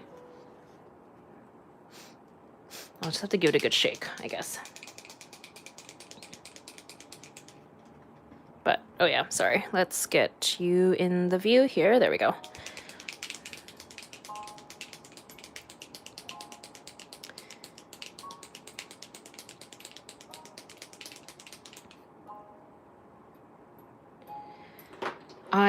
I went to the Toronto Island during the week with my friends, and it was so funny. I was talking to them about how years ago I'd went to the Toronto Islands, and there was a local cat there, just chilling, having a good time. We pet him, and he had thumbs. He had like little thumbs, and I knew he was a local cat because, well, one, it's an island, so how else is he there? But one of the locals was walking by us, and he's like, "Oh, that's Chip," and it was very sweet. Anyway, so I was talking about him, the cat, when we were going, and we saw him. I'm positive it's the same cat because he had thumbs and he was a ginger cat. And we pet him, and he was so sweet and like loving all the attention. It was so cute. he was like purring immediately when we were petting him. So cute. I'm definitely that type of person who whenever I see a cat, I must pet the cat, or at least attempt. You know, not all cats want to be pet, but obsessed.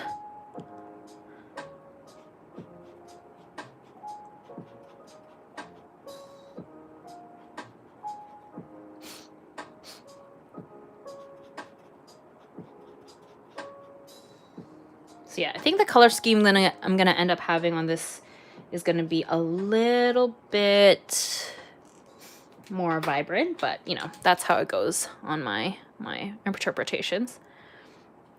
I really love your live streams. Oh, thank you. I'm glad. My cat is 14 years old. I had him since high school and I'm 31 now. Oh my God, that's amazing. Aw. Yeah, I was never able to have a cat growing up because my sister and mom are allergic. But I wanted a cat so bad when I was younger. And then as an adult, I've had the fortunate opportunity to have had roommates slash friends who've had cats. So I was able to have live with cats in my time. But yeah, currently I live alone now, and people are constantly asking me when or if I'm gonna get my own cat. And my apartment building is cat friendly, so it is possible. But I don't know. I've never had my own cat before, so I am a little bit nervous about it, I guess. Because you know, you never know, like if they get sick or something, and I've heard horror stories of like crazy vet bills and things like that. So I'm open to the idea, but not in a hurry, basically. So one day, maybe.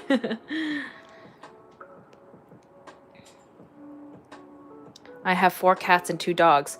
Wow, that is amazing. That is a lot of pets. I hope they all get along. I know that can be an issue sometimes. I've seen like people, they have to like slowly introduce their cats to each other, you know, when they've had one and they acquire a new one. Do you have any PetSmart near you?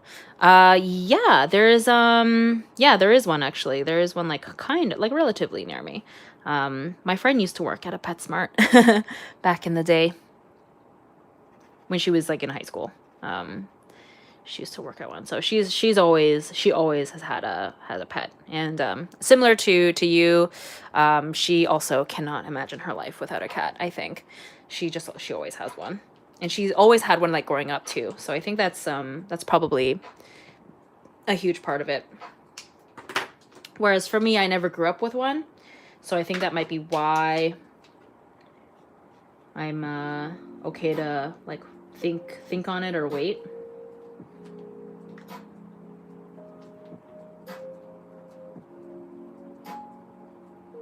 Reese has some cream colors on her face there, so that. Do you like painting? Yeah, I mean, if I didn't like painting, I would be a little bit concerned as to why I decided to be a full-time artist. Yeah, my YouTube channel is like probably like 80% painting.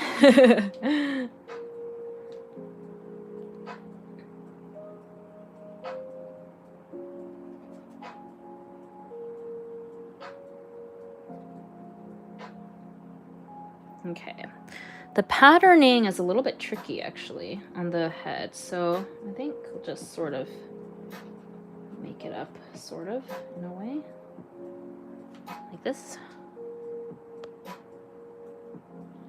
Sorry, I'm new. Oh yeah, no worries. Sorry, I keep forgetting that some people have never seen my YouTube channel before when they're in my live streams. No need to apologize. Do you already know what the theme of the next video will be? I loved the Draw This Again video. Thank you. I'm glad that you enjoyed the video.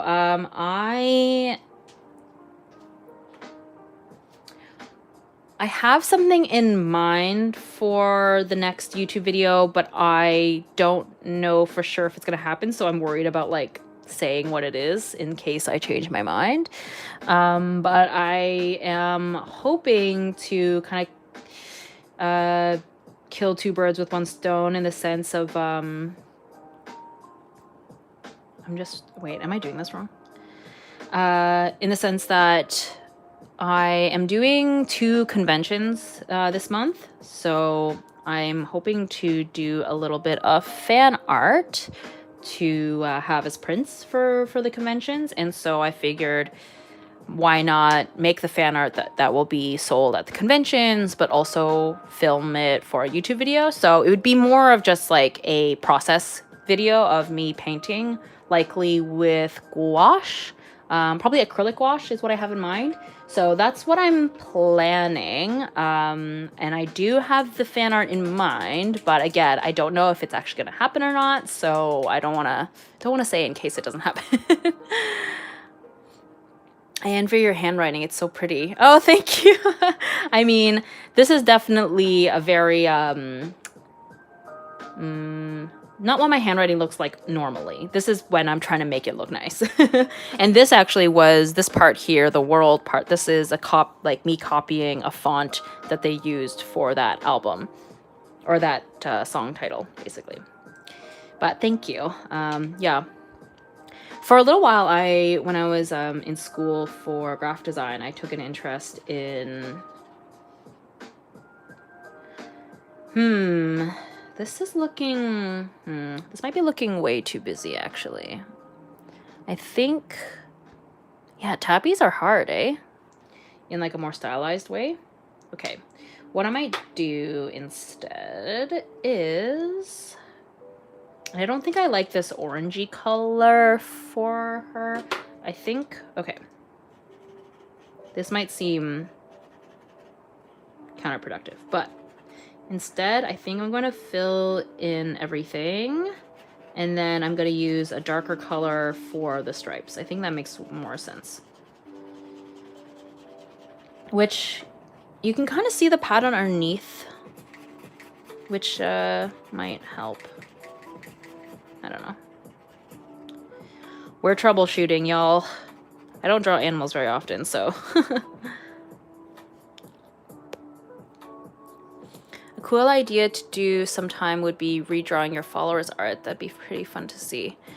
I actually did a video, not exactly that, but I did do a video a long time ago where I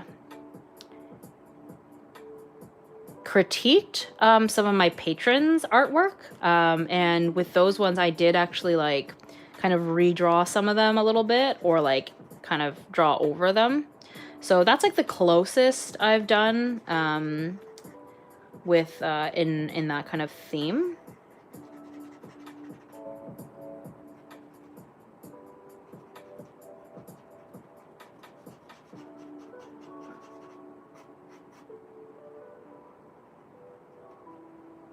I think the thing too, though, is like with YouTube videos, because I've discussed how I feel like I have really limited amount of time to do everything, it's more efficient for me if the YouTube video also functions as like artwork that I'm making for something else. So if it's whether it be like artwork for like that I'm going to turn into a print or merchandise, or if the artwork that I make is for Patreon, something like that. Whereas if I were to be drawing my followers' artwork, while I do think that's like a really fun idea, I wouldn't really be able to do anything with it afterwards. So I think that's probably why I haven't really done a lot of videos like that. But yeah, I think I've seen other people do it, and it's like a really fun idea because it's interesting to see, kind of similar to like the Draw This in Your Style event, where it's fun to see like different illustrations or similar illustrations by different people. There we go. But yeah.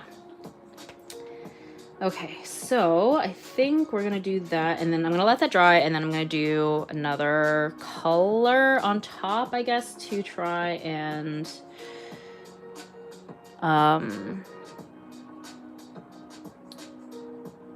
what is to get the stripes in. Yes. Right now, she's looking a little weird, but I have faith.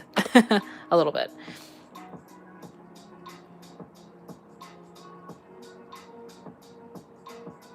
Will you make a prompt for us to follow in Inktober? So I've been thinking about that, and I made a list last year where it was meant to be like a witch and her familiar. So the list was just a list of animals, which were like the familiar ideas. And I never actually committed to finishing it because it was like just a crazy month and life happened and I never got around to finishing it. So I was thinking this year that I would just actually just do that list because I never did it before. So it wouldn't be a new list, but if for those of you who hadn't followed me last year or didn't do it last year, that could be an option for you if you like witches. Yeah, that's I think that's what I'm going to be doing. I don't know for sure, but I'm pretty sure that's what's going to happen. Okay, so I think oh no, actually the cat's dry. I will do the cat. We'll do the cat, and then when that's finished, we will move to our boys at the bottom here.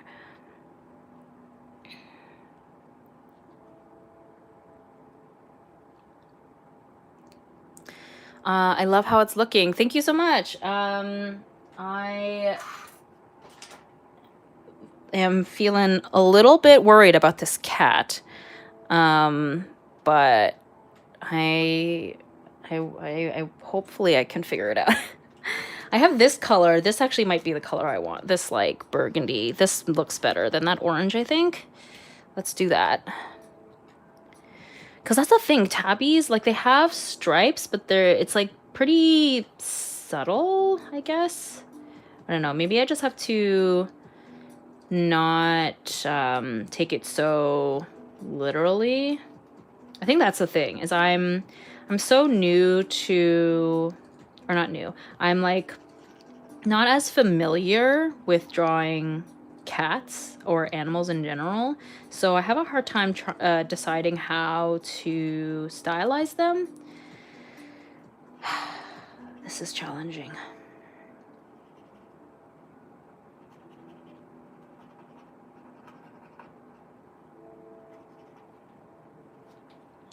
But I'll never know unless I keep at it, I suppose. Tigers are easier because the stripes are so much more distinct, but tabbies, it's a bit more... Or same with like cheetahs and leopards and stuff. That's like so much more straightforward. Alas. But I'm doing my best out here.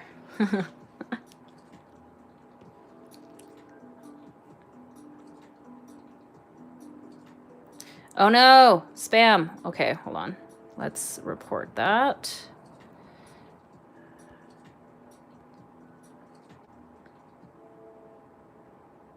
Okay. Did I get it? Oh my gosh.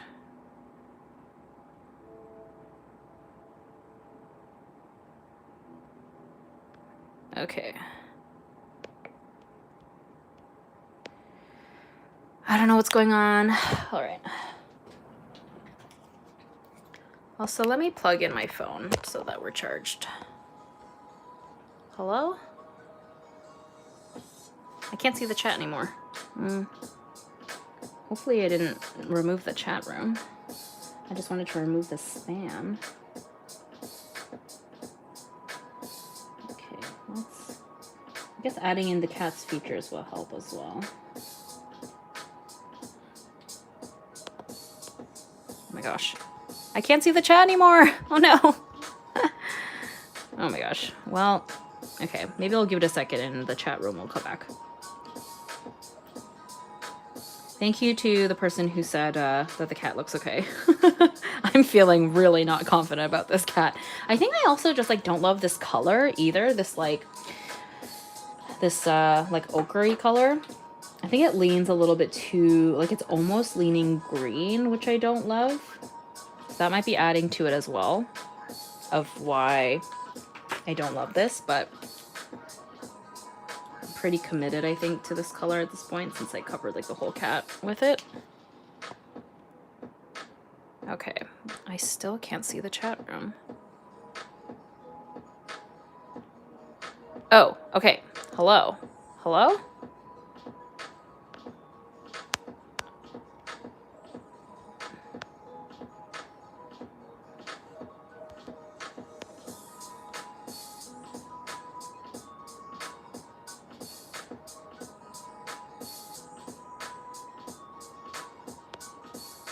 Okay, I now can see the chat room. Hello. Okay, so what can I do to save this cat? Let's try.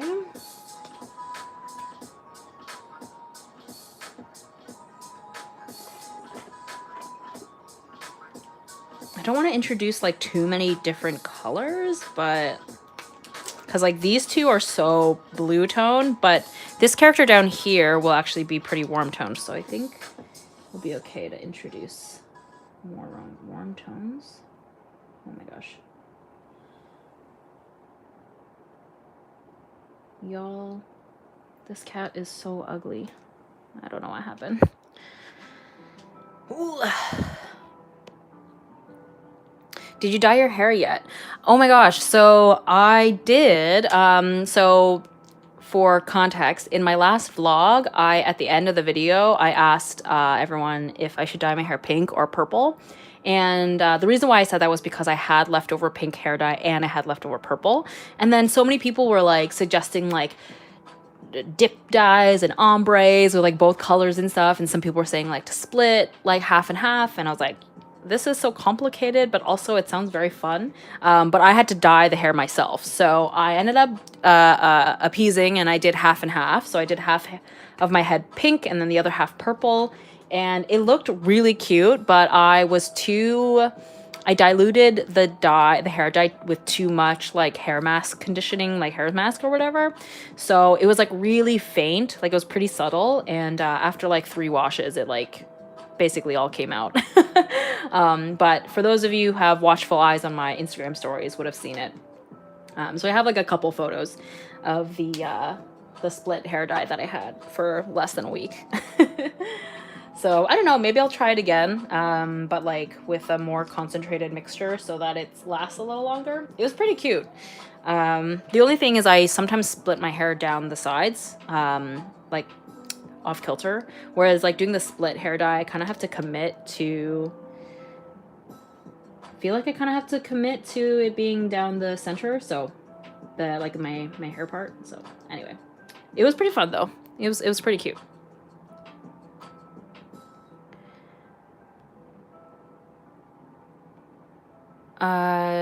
I'm lying in bed after a bad day right now, seeing your stream and art makes things better. Oh, I'm sorry you had a bad day. I'm glad that we can keep you company, hopefully, and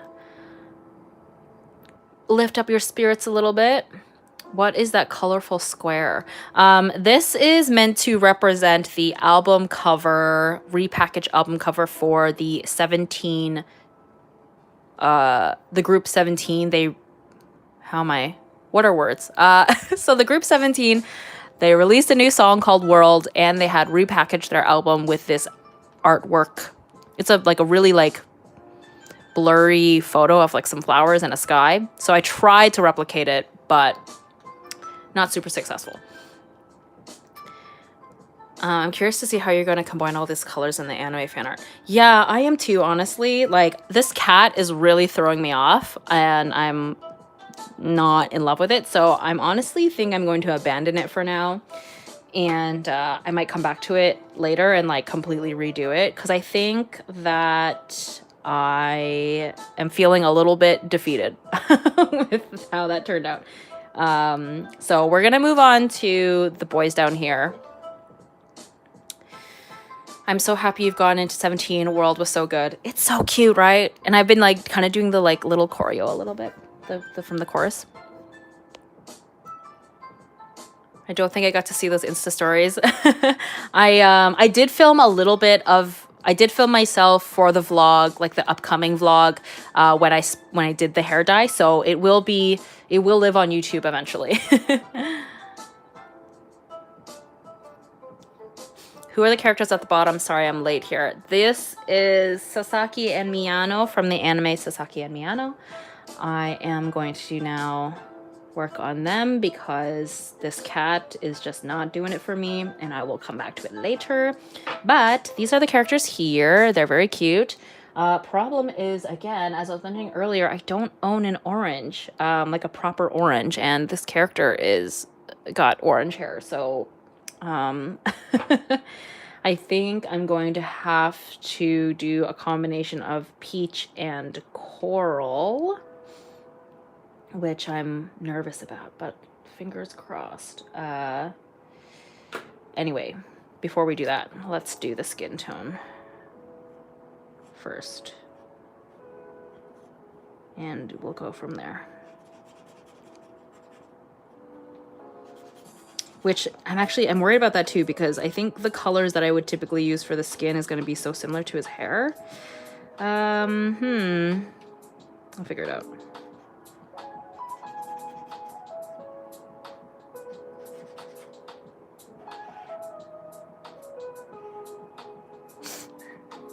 Oh, I just realized that you guys are not in frame. Sorry. Or he's not in frame. There we go. Apologies. Okay. Sasaki and Miyano, let's go! Yes. Yes. Obsessed. So freaking cute. Okay, how do I want to do the... like this?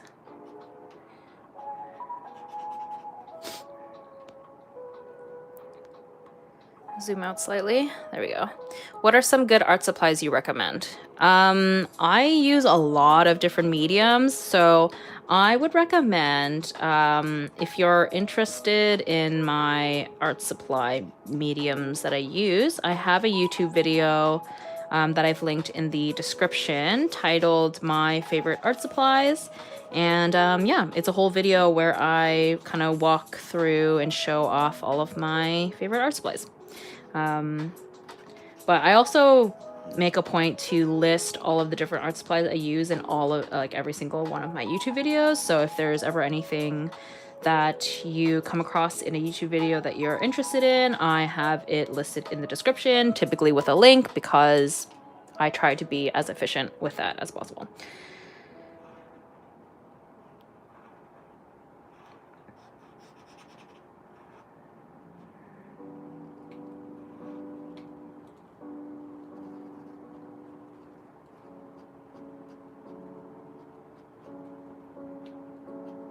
Okay, that's good. Okay. No, not the bots again. Oh my gosh. Okay. All right. Oh my gosh. People tell me I need to get a moderator, but hopefully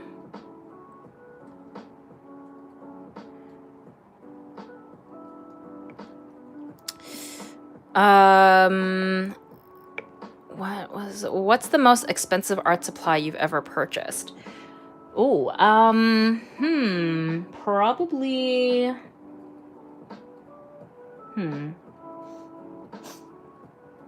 only thing I can think of is like Daniel Smith watercolors. Those are pretty pricey, but they're beautiful. I'm sure there's other things. I feel like there's probably, there's probably other things that I've purchased that are more expensive, but I can't think of them right now. I'm in a dilemma. So, okay. So this is an example of like me using like these corals and peachy colors for the skin tone of a character, but this coral and peachy combo is kind of the only thing I can do to create his ginger hair. So I feel like his skin tone and his hair is going to end up looking the same. I might have to switch it up, and maybe I'll do a purple for the shadows of the skin tone to break it up, to give it some variety. Let's see. Maybe this color. It's like a much like warmer. Yeah, I think we're gonna have to do that because it's gonna be too similar. We are experimenting today. Oh, and you know what? Actually, using this purple will help marry with this cool tone area, I think, perhaps. Sometimes these spreads, like, I get really lucky that, like, everything sort of makes sense together, like, color scheme-wise, and then sometimes, like, this month, it's a bit, little bit more challenging. Note to self, next time I'm at an art supply store, get an orange paint marker. I guess because orange is just not usually a color I gravitate towards, but it's hard to avoid when you're drawing characters sometimes.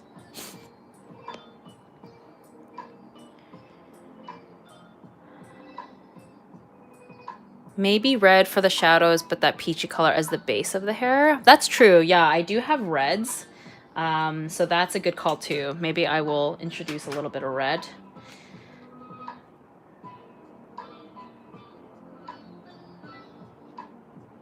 I will probably do that as well.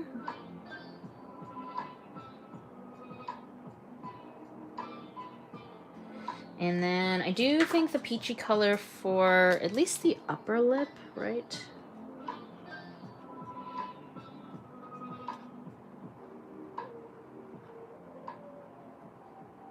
Or maybe a little bit here. I do have a pink, maybe some pink. So we don't want it to look like he's got like lipstick on necessarily, but we do want to differentiate his lip color.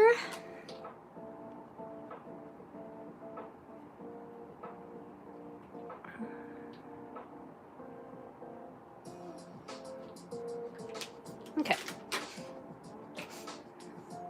And then let's get some shadows in the eyes here.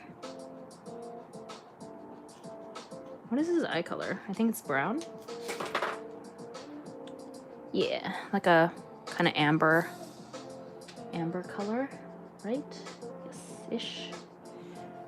Wait, is it? It's like a hazel, maybe? Okay, yeah, it's like a hazel color. Okay, got it. How many sketchbooks do you actively use? Ooh, quite a lot actually. There's this one. 1, 2, 3. I want to say there's like maybe 4 or 5. There's some that are like I haven't touched in a little bit, but they're like half used. So yeah, I think 4 or 5. This one I've been using a lot though, because I'm so close to finishing it, which is a miracle. So I'm really looking forward to being able to do a sketchbook tour of this.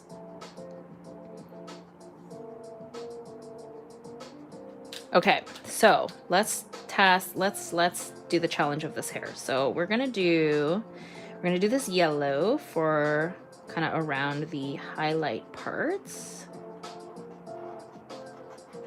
right? Just sort of these like squiggly shapes. And then this color for, yes, okay. Yes, okay. And then I'll use the coral and maybe a tiny bit of red for the shadowy parts. Okay, I think we got this. I'm feeling hopeful, y'all. Whew, okay.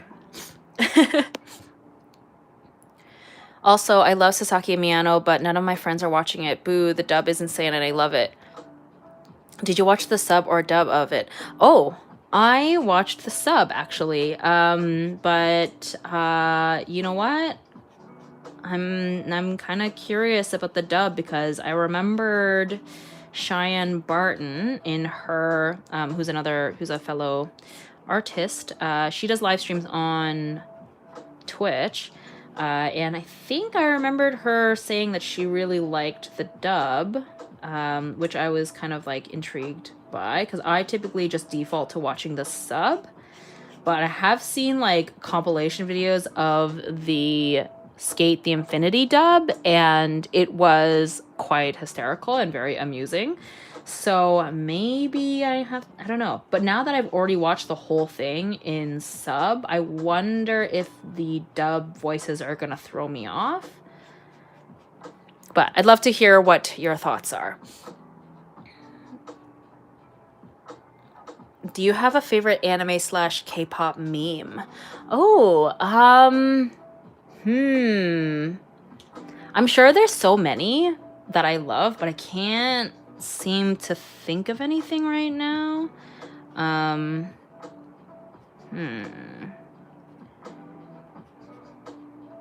Yeah, I can't think of anything specifically. But I do love memes and things related to meme culture. I am a person of the internet, so I do enjoy memes. But I can't think of anything right now. Anything specific, I mean. Okay, yes, this color is serving. This is what I wanted. I hope. Pretty sure. Okay. Although I think I made this highlight too big. I think we're gonna get a little closer with the yellow.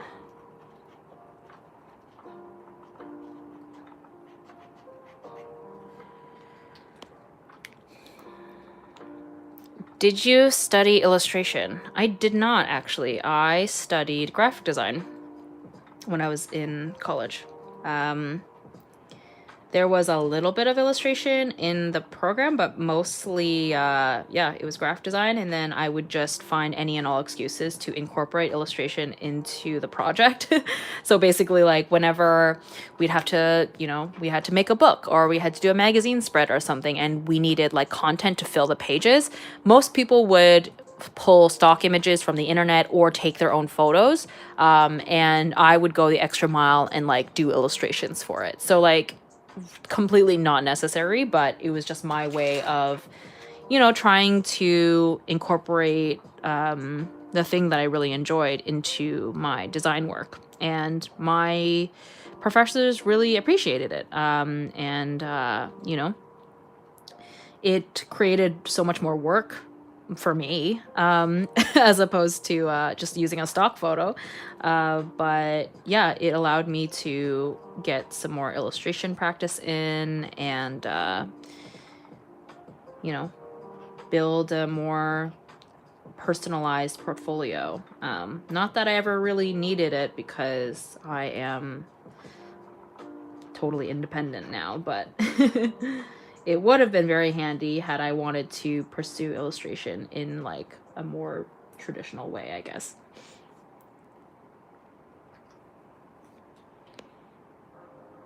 Oh my god, no, the bot, y'all.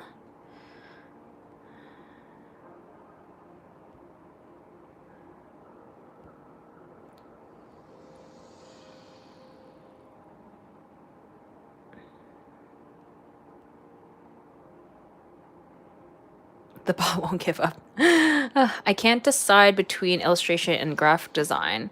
I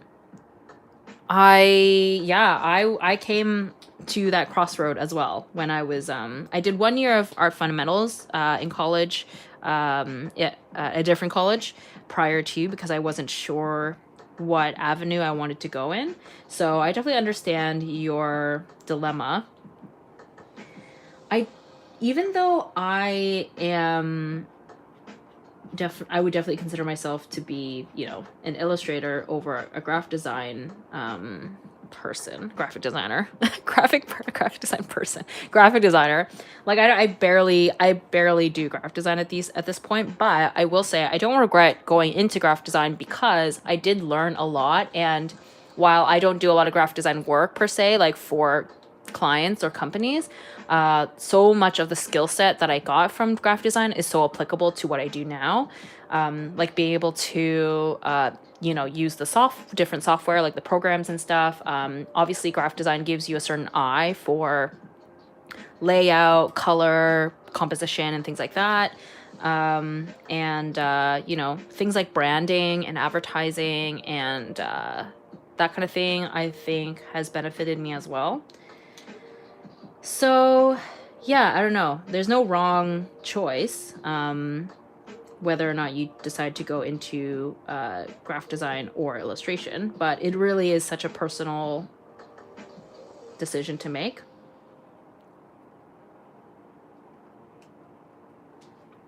Okay, the colors are very similar, but I don't hate it. It's fine. I think it's fine. I think his eyebrows, though, I will figure out something else for it later. But for now, we are going to do the eyes.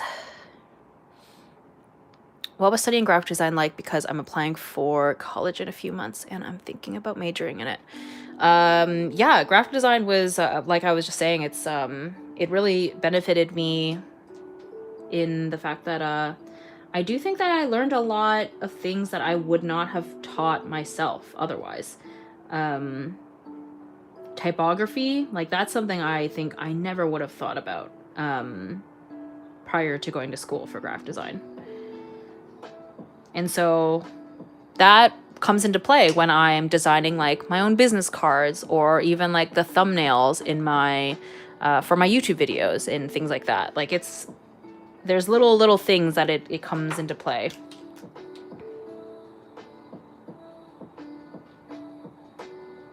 And the nice thing about graphic design is it's quite broad. Like you learn so many different things and it applies to so many different avenues in the creative field. So that was my biggest reason why I chose it in the first place. So yeah, and I mean, obviously every school is going to be a little bit different. So definitely do a lot of research into the schools that you are applying to. When you table at cons, do you dress up or just wear your normal clothes? I have never cosplayed for conventions, mostly because doing conventions is a lot of work to begin with. And I think coming with a cosplay is just like an added level of complexity. And also I want to be comfortable as well because it's a long, they're like pretty long days. And so I don't do the cosplaying, but my friend, she cosplayed one time. She was Raven. She looked amazing, but like I said, like the comfort level was not very high for her. Like she had this like really amazing looking like latex outfit thing, but she was pretty uncomfortable by the end of the day. Okay, we're gonna use this color for his eyebrows because I prefer a darker eyebrow. Yes. Unless you're in Attack on Titan, most anime characters have like really thin eyebrows by default, but I always make them a little thicker. That's my preferred eyebrow choice. Okay. Aw, he looks cute actually. We're doing all right.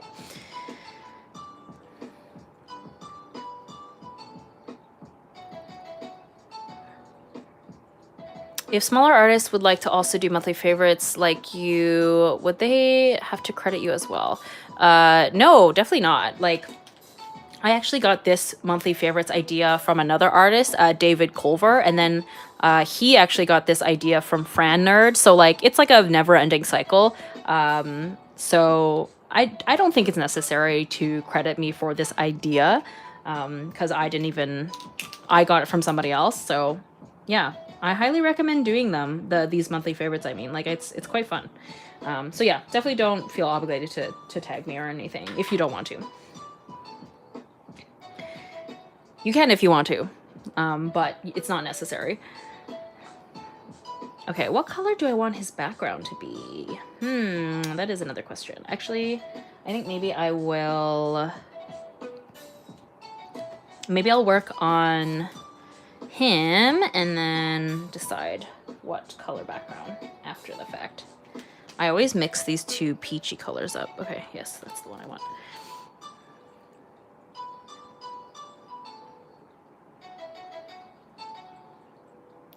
I feel like my eyes are about to shut themselves. Bye, Tina. Gotta sleep. Thanks for answering my questions. It really validates my existence as a human being. Well, thank you for joining. I hope you have a good sleep. I'm trying to learn how to draw manga style pictures, but I keep having issues with the detailed eyes, etc. Do you have any tips on bettering yourself at those? Study lots of different manga and anime styles. They all kind of have a slightly different look. And so for me, I like so much of my art influence came from anime and manga when I was in high school. Like I would replicate so many different ones. And so slowly but surely they just sort of like all infused into one melting pot into the style that I have now. And I would say that my art style, it kind of varies slightly from thing to thing. Like I would say, like, you know, this drawing I did of Mingyu from 17, it leans like slightly more realistic because I was drawing like a real human being. But now that I am doing fan art of these characters, these anime characters, now I lean a little bit more anime because it's, you know, it feels appropriate for the thing that I'm drawing. But yeah, like I always say this about art influences, like try not to hyper focus on one thing, like really broaden your horizon. So when I was younger, I was just like, I'd replicate anything that I was into. I was really into Inuyasha and Naruto and Nana and Vampire Knight and Bleach. Like I was, you know, infusing all of those different things into my work and studying, basically, yeah, like studying all of those different art styles, and they're all from different creators, so I was picking up different things from every single one of them, whether it be the way that they did the hair or the eyes or the way they colored something. So yeah.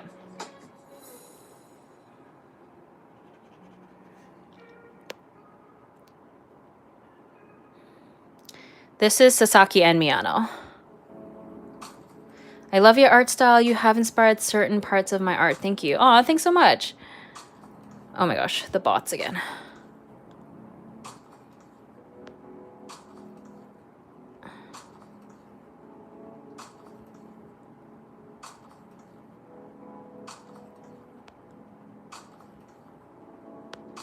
Okay. My hubby is a graphic designer, and I can definitely vouch for the applicable skill set that lend to art. Yeah, absolutely. I've been here from the start of the stream. I found your stream on my YouTube. I'm gonna subscribe right now because this is an amazing channel. Aw, thank you so much. I really appreciate that. I'm glad that you have happily stumbled upon my channel, and I'm glad that you're enjoying your stay. I always forget that like people come across my channel from these live streams. Like I always just assume people who are on my live streams already know my YouTube channel. So thank you for dropping by. I'm glad that you enjoyed enough to subscribe.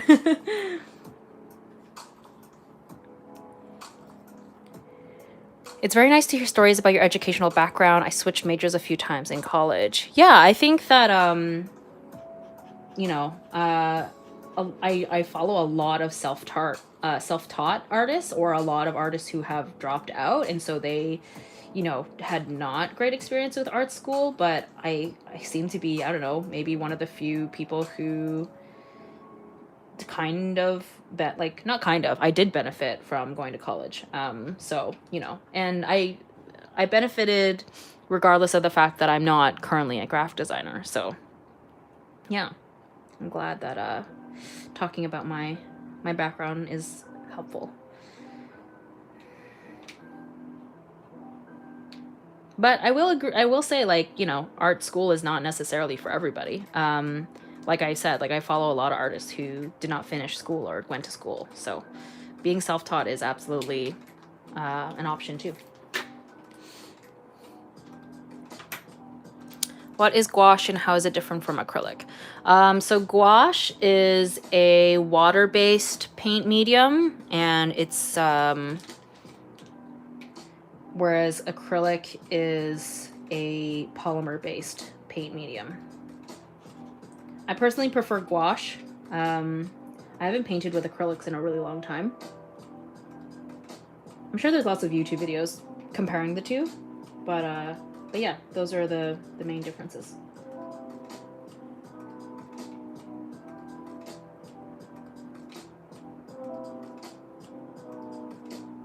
I am quite enjoying this purple actually for the shadows. I think it creates like a slightly different vibe, but I like it.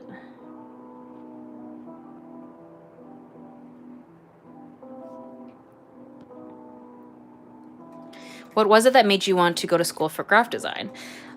So when I was, so immediately after high school, I finished, immediately after high school, I was like, I'm getting out of here. I don't want to stay any longer. So I always knew I wanted to do something creative. I just didn't know exactly what it was. So I went to Sheridan College, for their art fundamentals program, which basically was a 1-year program where you explored all sorts of different avenues of like the art field, and then it allowed you to like build a portfolio and figure out what you wanted. So I did touch on, life drawing, design, 3D, like technical drawing, like also like, a little bit of everything basically. And I kind of always knew that illustration was what I preferred, especially given like how much I loved anime and manga growing up. But I also knew that it wasn't necessarily the most practical choice. And so I decided to go into graphic design because I thought it was the more practical choice, because there are so many avenues that you can go into when it comes to like work with graphic design. You can go into, advertising, marketing, you could be doing web, layout, books, publishing, like, there's just so many different things. Not that illustration doesn't also have a lot of avenues as well. Like you go into concept art, you could do editorial stuff. Like there is still avenues, but I just wasn't as familiar with it. And so yeah, I went to graphic design because I thought it was more practical. But yeah, here I am, not a graphic designer. But also because I'm older, like the current career that I have right now, it was like not really common. I'd never even thought that was a possibility. Like Instagram didn't exist until like my second year of college, I think. So whereas nowadays, like people can go into college or go into adulthood knowing that this is a viable option. It's not easy, but it's possible. So yeah, had I known this was going to be where I was at, I don't know, maybe I would have taken a different route. But I don't really have any regrets because I'm generally pretty happy with where I'm at now. So yeah, I actually have a video titled My 15-Year Art Journey. It's I chronicle pretty much the journey that I'm kind of discussing with you right now, but in more detail with actual art accompanying each era of my kind of journey. So I like show artwork from when I was like 13, 14, when I first started drawing and posting my work on the internet. And then I share, kind of my story of how I kind of got to where I am, and but also have like artwork accompanying it, so it's more visually interesting.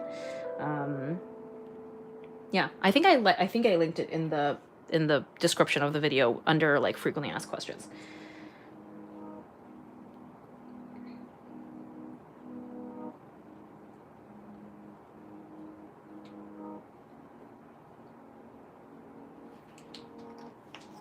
Oh my god, look at his little face. This is the little sweetie boy. Sorry, Tina, I have to go. I'll come back later if you're still streaming. Thanks for coming. Hey Tina, I love your channel. This is my first time catching a live stream and I feel like you're dropping so many tips. I'm glad. Thanks for joining. Speaking of, actually, I'm like realizing how long it's been. It's been almost 2.5 hours. Let's drink water, everybody. Stay hydrated, friends. It is hot out here.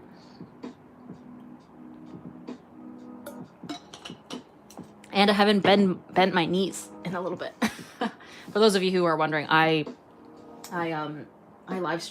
pretty much always work standing when I'm making artwork and doing live streams. So when I do these live streams, I kind of forget to move around a little bit. So I need to bend my knees. Okay. I'm so late, but hi, thanks for coming. Yes, it's giving cute pastel vibes. Thank you. I'm wondering if it's worth it to work as an artist or keep it as a hobby. Yeah, I mean, I worked retail for many years while I did like art on the side because I was like not sure if it was gonna be viable, you know, financially. So there's nothing wrong with it being a hobby or like a side thing. Like if you do decide you want to make a little bit of income from it, but you still have like a separate job so that it's not your only source of income, because there is something to be said about when you turn your hobby into your job. It does change the relationship you have with it a little bit. Okay, let's do... Okay, what I'm going to do is... Similar to how we did his hair, I want to create like a shape of the highlight around the hair. So I think I'm gonna use this color, right? This is the color I'm thinking of. Yes. So I want his hair to be like, basically his hair is, I think it's technically black, but the show is so like cutesy and pastel. It kind of reads like a dark blue, and that's kind of the vibe I think I want to go for. So that's what we're gonna do here.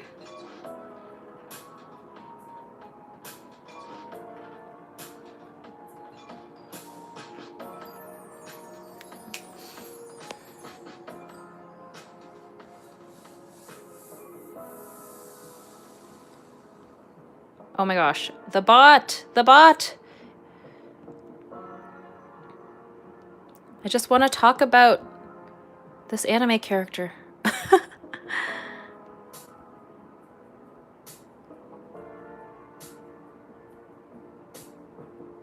Okay, did I get rid of them? Okay.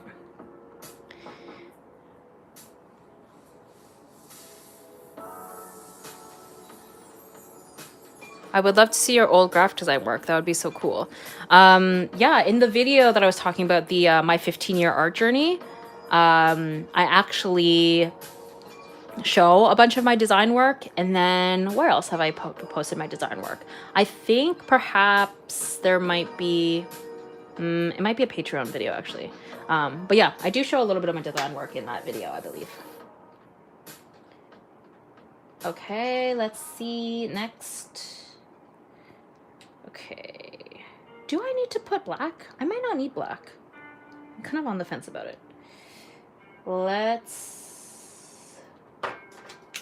Yeah, we'll see. Okay, I'm gonna use this blue color. Oh, this might be too blue actually. Maybe I will need. Okay, I'm just thinking out loud, y'all. Don't mind me. Yeah, this might read too blue because his hair is not actually blue. Okay. We'll just have a little bit of this blue, and then I'll do that like navy color instead for most of it. Okay. Your lines are so confident. I love it. Oh, thank you. Lots of practice, I suppose. I love how she draws the cat. It's so cute. Oh, I'm glad. I was saying earlier that I hate it. So I'm going to come back to that later, I think, because I'm not happy with the cat currently. We'll come back to it.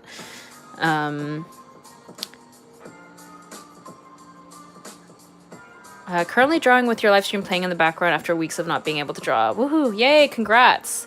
That is a very good feeling. Cat fans appeared. Yes, I am a big cat person for sure. Okay, let's... Oh, you know what? I realized there's a purple that I have that is quite dark. So maybe I'll do purple instead of the black. I think the purple is darker than this color. So maybe I'll be able to do that instead. Because I feel like this series is so sweet and cute that the black might feel harsh.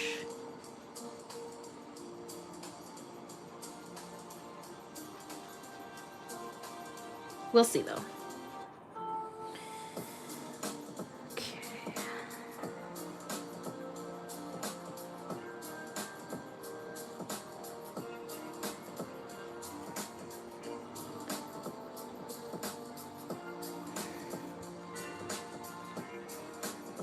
Are those your OCs? No, they're not. They are from an anime called Sasaki and Miyano, which is a very wholesome and sweet BL anime that's like slice of life, coming of age. And I am obsessed. I might start reading the manga soon, because who knows when the second season is going to come out. But I think I read that there is going to be a second season. I'm pretty sure. I hope.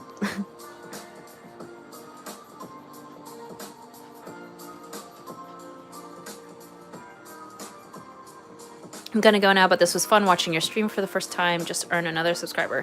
Yay, thanks for joining and thanks for subscribing. Have a good day or evening wherever you're at.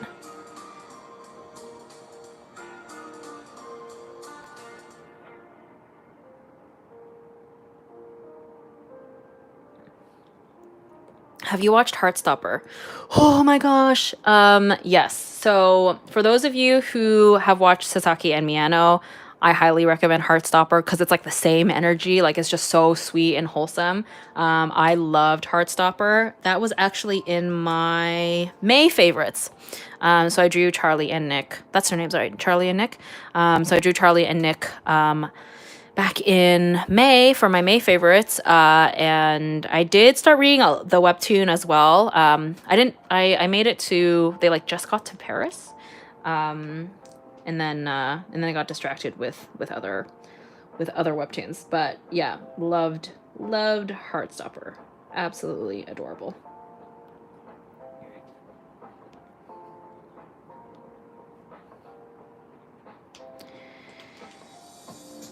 And yeah, they got renewed for a second season, so very excited for that.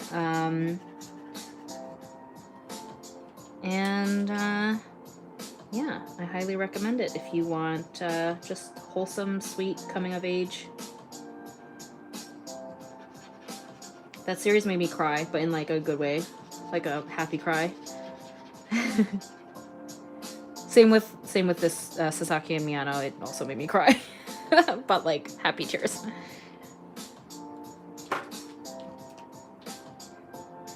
Happy tears. Okay. Yeah, I think that works. And then I think I'm actually gonna, similar to the other one, I'm gonna pull in the light blue a little bit here. Just to really give it that punchy vibe. And yeah, I think the color reads pretty dark already, so might not need black.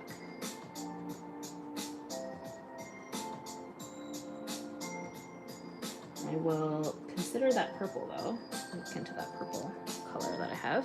Oops. I don't know where his eyebrows. There we go. Eyebrows.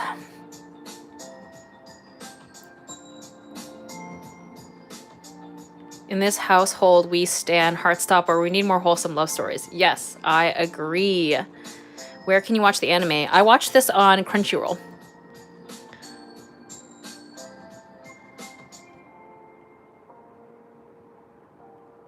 I won't give any spoilers, but I'm scared for season two. If you know, you know.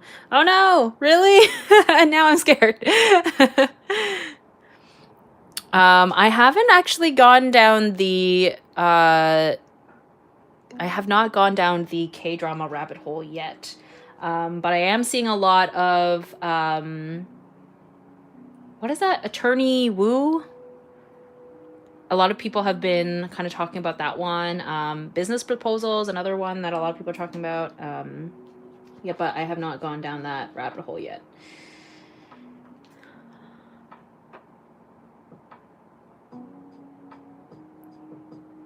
Oh no, the bot is back.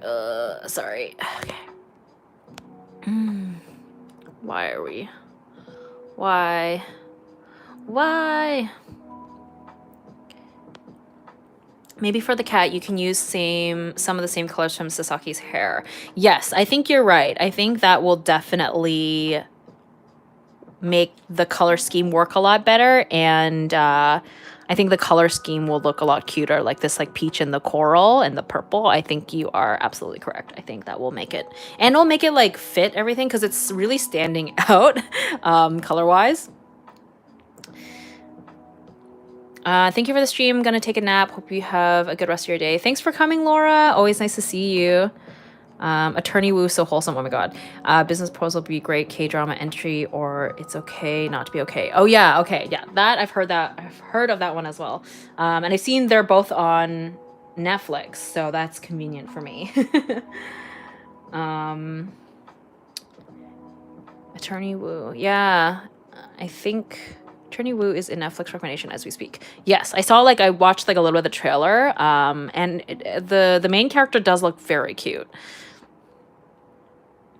Have you seen Millionaire Detective? I have not. Maybe for the cat. Oh yeah, I read that. Okay. Is there a show you don't enjoy? I wonder what's your most disliked genre or show. The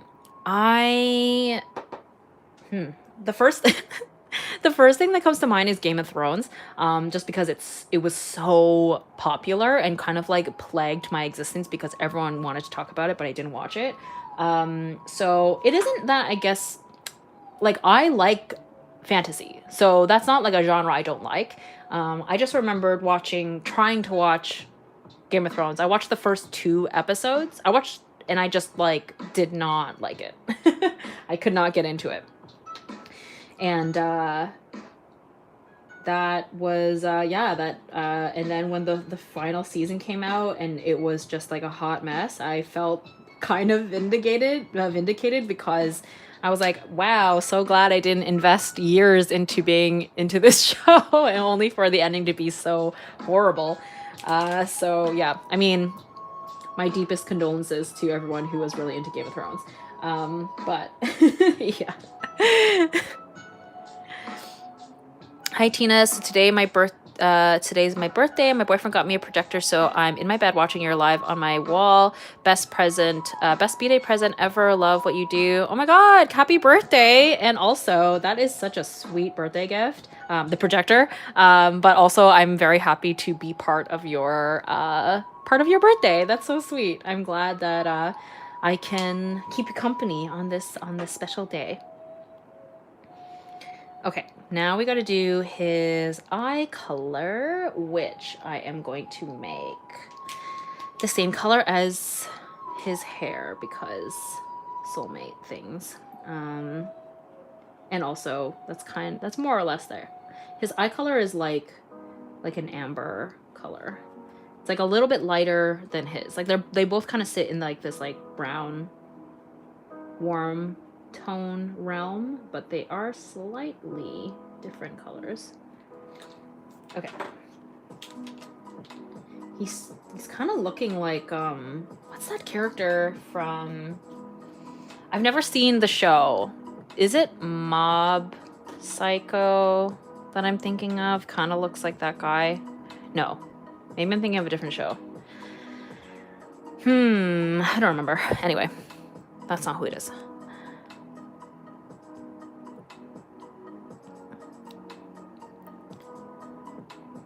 Projector is nice. Yeah, that would be nice. Yeah,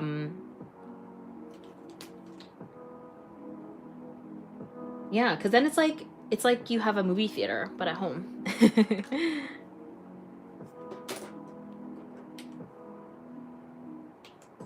Very fun.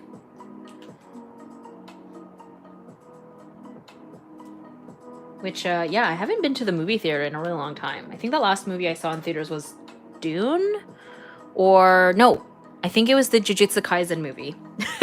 Which, honestly, if that was, yeah, that was great. I absolutely loved seeing that in theaters. Hydration reminder.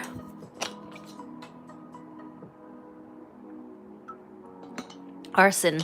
Yes. This is the J-Hope Jack in the Box album art or concept. That's why that's here. And one of his songs is called Arson. His title track is Arson, I should say.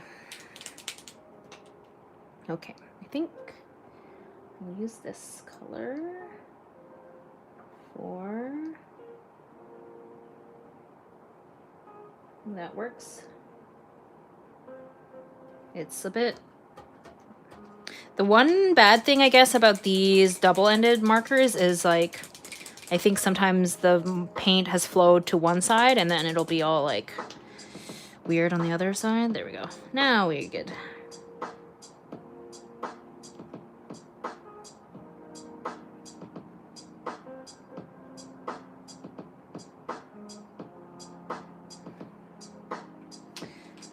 What a little cootie. Cutie cutie. You say as I forget my water.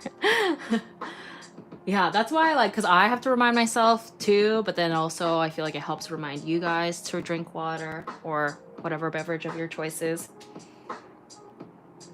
I'm going out for drinks with my friends later, so I definitely need to make sure I'm staying hydrated. And it's so hot.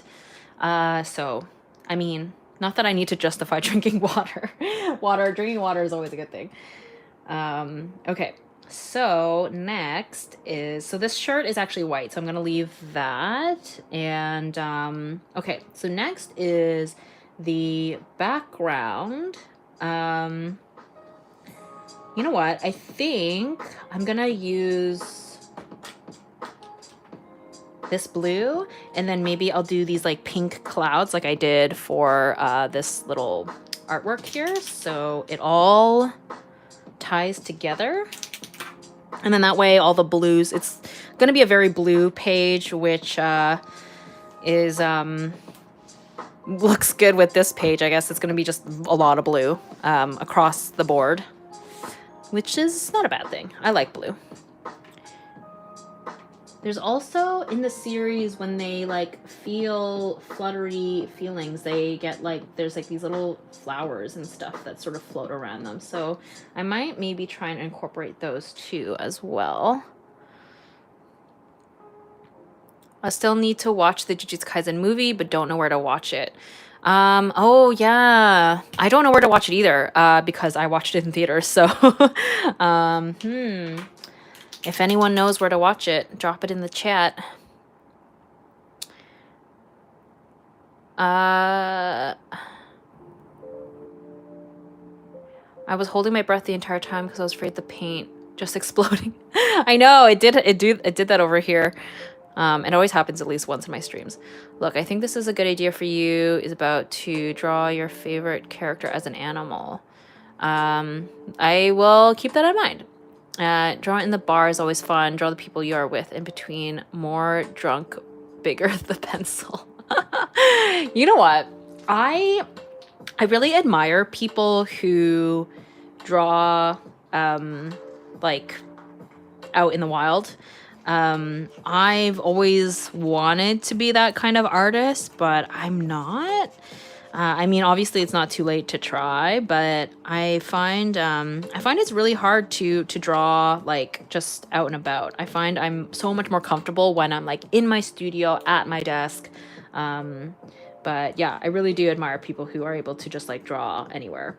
Especially, yeah, like drawing from life and drawing people around you and the environment and stuff is like such a good thing to, like, such a good habit to get into, but I'm not that person. Maybe I can try. Not tonight. I don't think it'll happen tonight, but I think I would need to start like at the park or something where I'm a little bit more like aware. because I think like when out with my friends, I want to be present and hang out with them because they're not going to be sketching. Like it'd be different if we were all sketching, to have like an art date kind of thing at a cafe or something. That would be really cute. I think that would make more sense for me. Oh my gosh, these cuties. They're so cute. Okay. Oh my god, the bot! Sorry, I'm not catching them very quickly.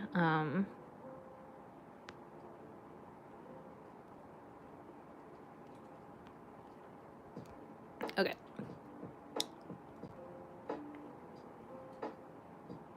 How about the background? One blue, one yellow. Oh, right, to have like opposites. That is a good idea too, but I kind of already committed to this this sky thing. But thank you.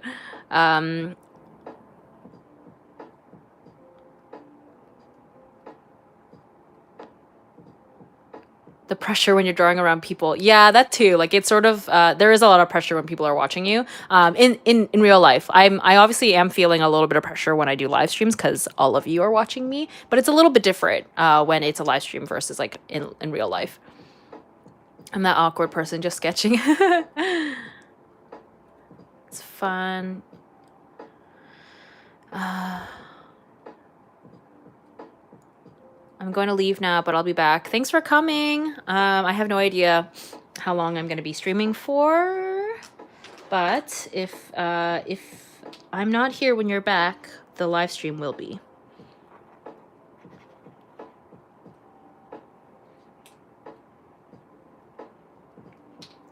I love this blue. It's so pretty. It's just like that classic kind of cyan color.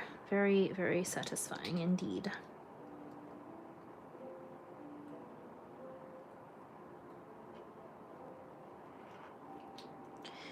And all these colors together are just so fun. Yeah, this spread, the June and July spread, are very blue heavy. Blue forward. Have you read School Bus Graveyard? I have not. Oh, you know what I just realized? I should bring y'all down here. There we go. That makes more sense. Now it's a better angle for you to see.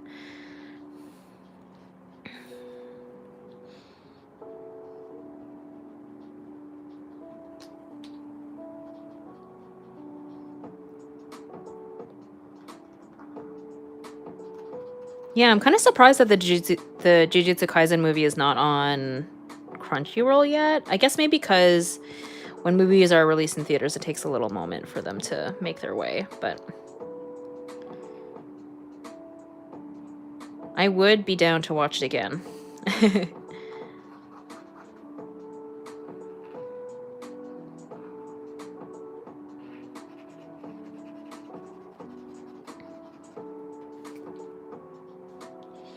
Hey, I'm sorry I'm late. I was at flag football orientation. How have you been / your mental health since you streamed last? Hello, welcome. I hope that you had a good flag football orientation.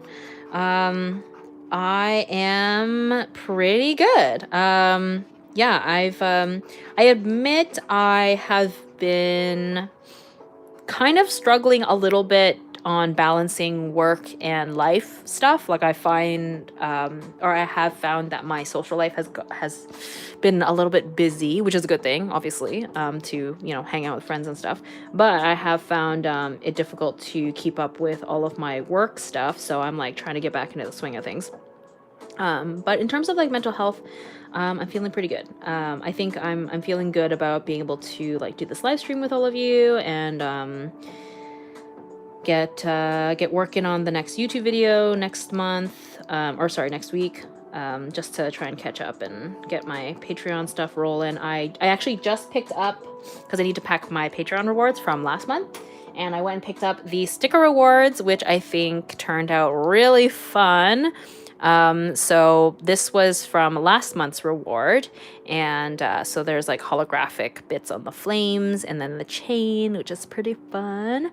So yeah, I'll be packing these probably probably after this stream and before I go out for drinks with my friends today. Try and squeeze some work in. And yeah, for those of you who don't know, I have a Patreon page where every month I post an exclusive YouTube video. Usually like I've been working through like requests that like people have suggested, and then I also release a print and sticker every month. So this was the sticker. Where's the print? I actually worked on the print artwork in my previous live stream where it was acrylic inks and watercolors, and I think she turned out really cute. So this is the front here, and then the back I put "Good Girl Gone Bad." And then I have the date of when it released, and yeah, that's the vibe. So yeah, whenever I have extras for my Patreon page, I list them in my online shop.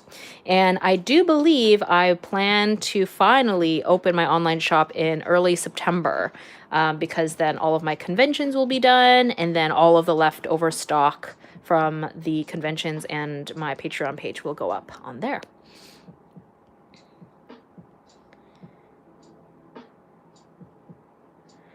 Hi, I'm back. Took a little snack break. Yes, snacks are good.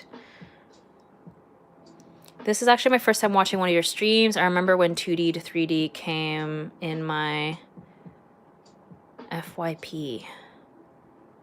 What is FYP? I think, is that like a recommended in YouTube? Hello, welcome. Guys, do the buses in Canada come on time? If this is the case, I will move to Canada immediately. Oh no. Not always. The buses do not always come on time, I admit. Buses tend to be pretty on time in Canada. Okay, well that's good. I mean, I guess like I've had a couple of experiences where they are, but I've taken public transit a lot in my time.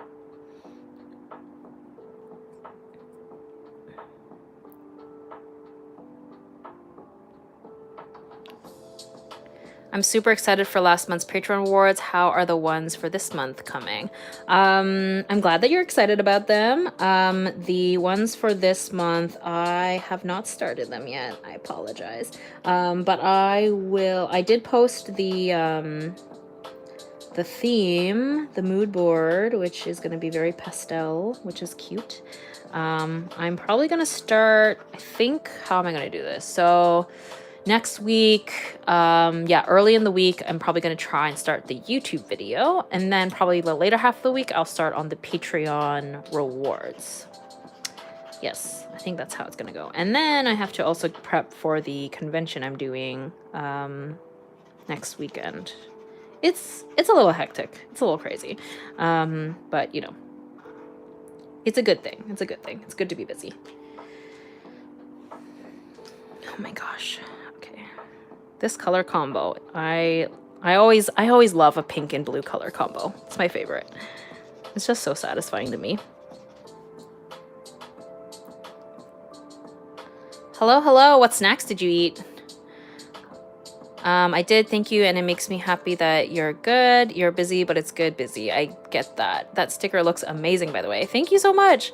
I'm so glad. How do you draw a portrait of a character or person without directly copying a reference? For example, drawing them in pose they have never been in before, if that makes sense.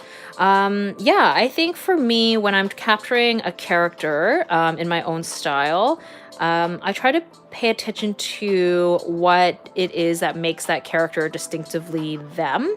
So, okay, for example,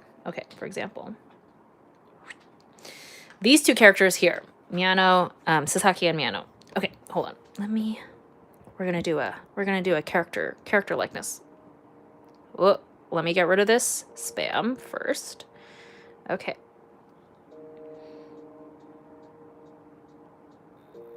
I had some sandwiches and a fruit salad. Ooh, yum. Okay, so characters. Okay, so, I mean, I'm not finished this drawing yet, but we're getting there. Anyway, okay, so as we can see, yes, can we see?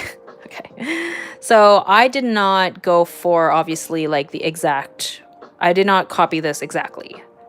But the way that I approached it is that I wanted him to well, obviously the hair is something that you need to pay attention to, like the silhouette of the hair. I do make the hair slightly shorter because anime characters, like their hair is always like right in their eyes, and I go for a slightly more realistic look. So I do make the hair slightly shorter, but you know, I'm paying attention to the part here. Whoop. And then the color scheme. And then in comparison to this character, he has like slightly smaller eyes. He's slightly more masculine, slightly more like slightly older looking. And so I kept that in mind when drawing these two characters.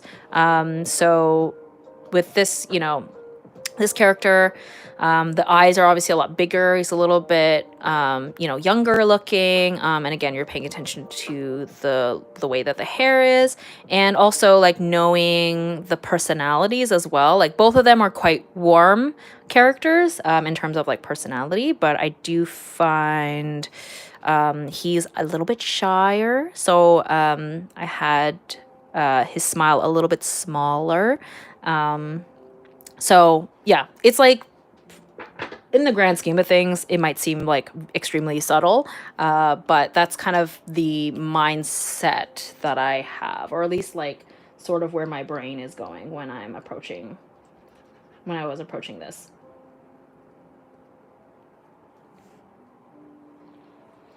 So yeah, like trying to make this character more masculine and older looking, and this character a little bit softer. So like you can see the eyes are smaller, the jawline is a bit sharper and more angular, where his face is a lot softer. Yeah,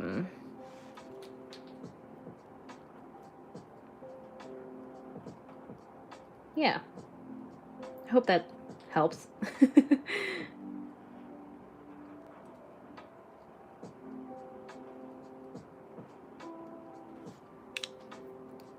What size sketchbook / spiral or spine bound would you recommend for the portraits you do?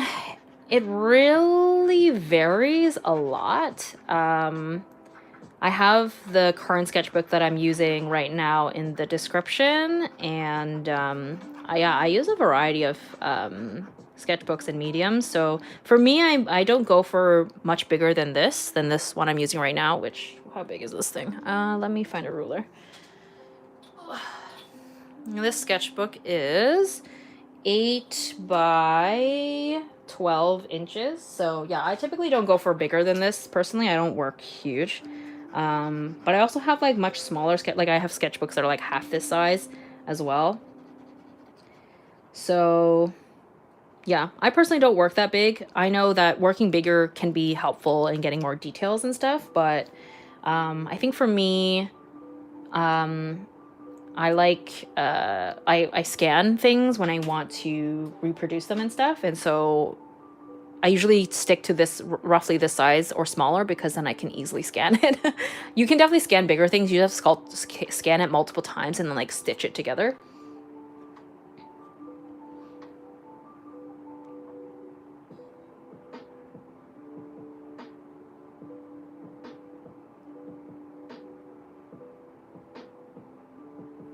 What kind of paper or sketchbooks works best for paint markers?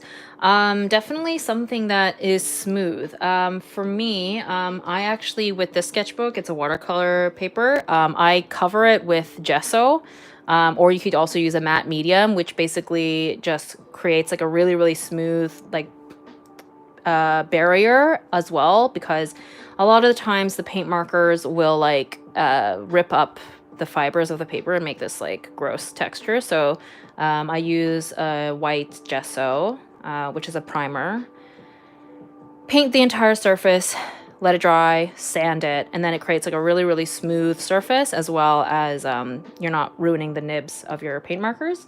And yeah, the paper that's like slightly more substantial that can actually hold the gesso. Yeah, I have a video on my YouTube channel called How I Use Posca Markers, and I talk about like tips and things about using paint markers. And I always recommend Angela Pan on YouTube, who is what I would say the queen of paint markers. She has like a whole YouTube video dedicated to testing out different paper surfaces for paint markers. So highly recommend checking out her channel if you want like more technical details about using paint markers. And she actually has a what's it called? She has like a collaboration with Mosery. She has like a paint marker kit, and so it comes with a bunch of paint markers. It comes with I think, yeah, a sketchbook. So if that's something you are really interested in, you could look into that. But yeah.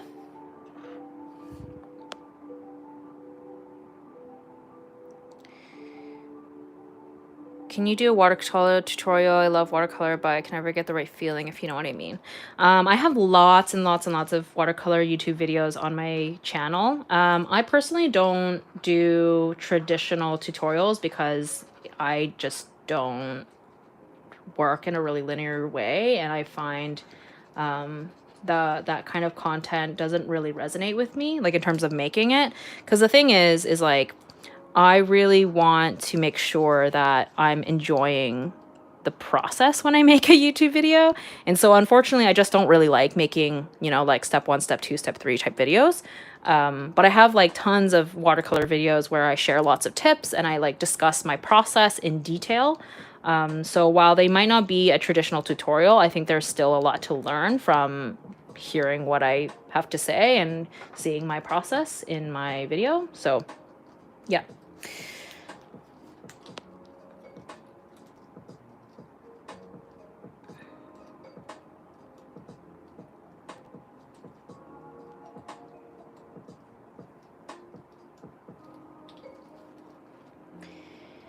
Okay, so I think we're going to bust out the line art now for these characters, because that will really help bring them together. We're like getting pretty close to finishing this spread, which I'm feeling mostly good about, except for this cat. But I think like what someone had mentioned before, I think if I use this color scheme for the cat, it'll all come together. But yeah, so I think I'm gonna try and use, I did not list this in the description, unfortunately, but this is the Acrylograph paint marker. I have a few of them because I got sent the Pipa collaboration, so I have a couple of these that I'm gonna try and use. Your YouTube videos are really nice. I have always enjoyed them. Thank you so much. I'm glad. Yeah, I apologize that like I don't make tutorials, but it's just really not something that I enjoy making. Over on my Patreon page, I've definitely been making a lot more real-time videos where I'm like narrating and painting at the same time. And even actually my previous live stream that I did where I worked with acrylic inks and watercolors, it was all live, so I was talking and painting at the same time, and I feel like I probably, you know, discussed my decision making and tips and stuff as I kind of moved along. This is way more red than I expected it to be, so I might end up going over the eyes with a different color just so it's not so red, but for maybe some of his features it'll work. I might end up busting up the fine liners for the eyes. I think like a dark brown makes more sense. Oh my god, the bots! Oh my gosh.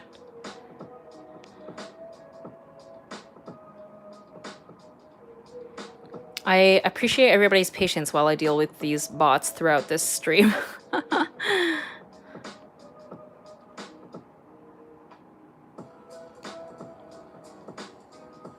I keep like reporting them, but they keep coming back like boomerang. Are you gonna do more screen cap redraw videos in the future? They're my favorite. Oh yay, I'm glad. I really love making those videos too because I just love talking about TV shows and movies. So that definitely is going to continue to be a staple on my channel. I just don't know when the next one will be, unfortunately. But I definitely want to do another one. Whoops, that was a little bit off the beaten path. Okay. I think it's better for you to enjoy them than to force something that is not your vibe. Yeah, thank you so much. Yeah, that's the thing, right? Because that's the tip that I often have when people ask about starting a YouTube channel is to, and like making art in general, is really try and just like, focus on what you enjoy, because otherwise what's the point in making that content or that artwork? Because if I want to continue making YouTube videos for a long time, I have to make sure that I'm always enjoying the process.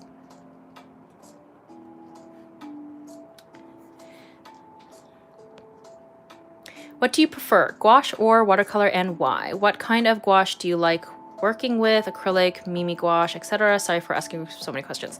I kind of go back and forth about whether I like watercolor or gouache more. I really like both for different, because they are different mediums. But I think I'm gonna go with gouache because you can, I think it is slightly more versatile, because if you water it down significantly, you can achieve almost watercolor effects. Not quite, like it's never quite the same as using watercolors, but yeah, it's versatile because you can get really opaque and you can go diluted. So and yeah, I think my preferred gouache is acrylic gouache. I just it kind of works with my process a little more. Something that I noticed with regular gouache, in comparison to acrylic gouache, is that regular gouache, the shift in color from when it's wet to dry is way more significant than acrylic gouache, and so that makes painting kind of confusing, when the color shift is so drastic. So yeah, that is my answer.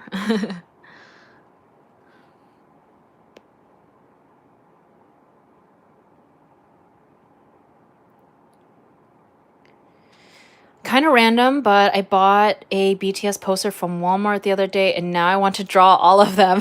You should. They're so beautiful.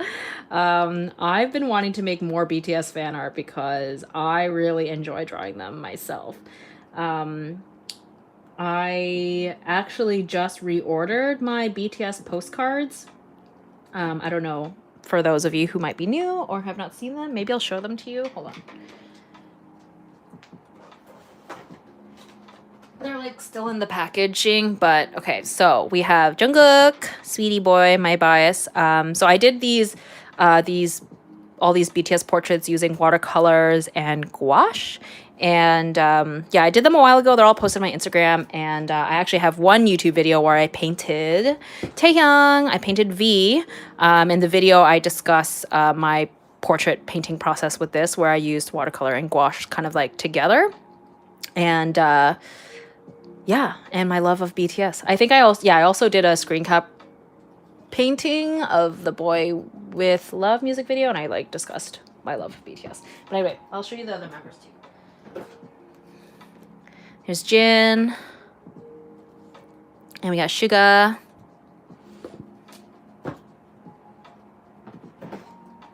We got J-Hope, RM,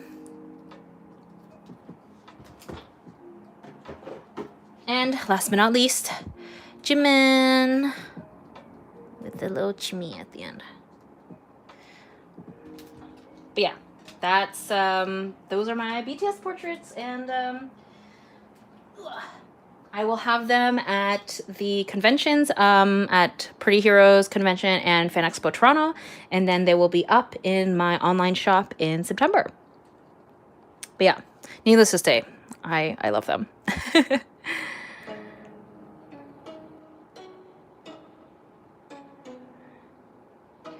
So the sketchbook I'm using is linked in the description down below. Do you like drawing animals better or people? Definitely people. I don't draw animals very often, to be honest. I want to do it more often, though, because I do like looking at artwork of animals, but I definitely gravitate towards drawing people. Worldwide handsome. Yes.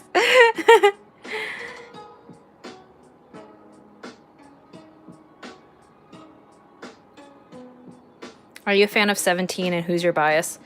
apologies to people who are watching this stream back and are like not into K-pop, because we just keep coming back to K-pop, but that's like the thing that is like on the top of my brain lately. But yes, I love 17. Actually, this is in reference to their single World, which is part of my July favorites. And last month I drew Mingyu because he is my bias. I feel like I've talked about Mingyu so much, I should show the ballpoint pen sketches I did. Hold on, where are they? Which sketchbook did I do it in? This one? No.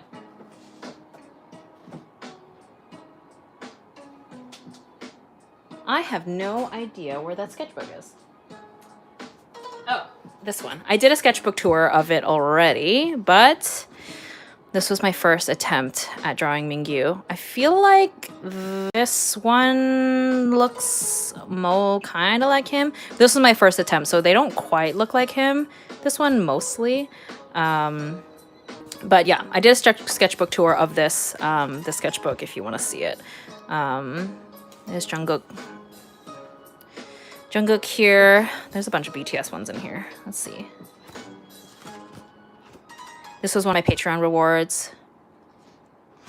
There's RM. I didn't love this one. I like the hand though, and the way that the jacket turned out, but his face didn't look like him really. There's Worldwide Handsome, which I think I managed to get his likeness pretty well here. J-Hope not as much. Suga here, and then Taehyung, Jimin, Jungkook. But yeah, I really enjoy doing these like ballpoint pen sketches. I haven't done them in a little bit, but I really enjoy them. Also, now because we've been drawing J-Hope stuff, related stuff, because his new album, I did do this spread here in my other sketchbook. And there are bots again. Let me remove them. So they did this for these were from like his newest kind of drop, and then this one, and this is Jackson Wang. Did some Jackson Wang drawings.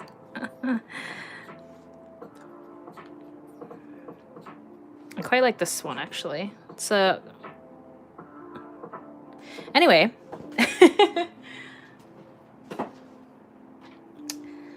Anyway, okay, we're almost done this, which is pretty exciting. Okay, are we in focus here? Okay, hello. So that's my little show and tell.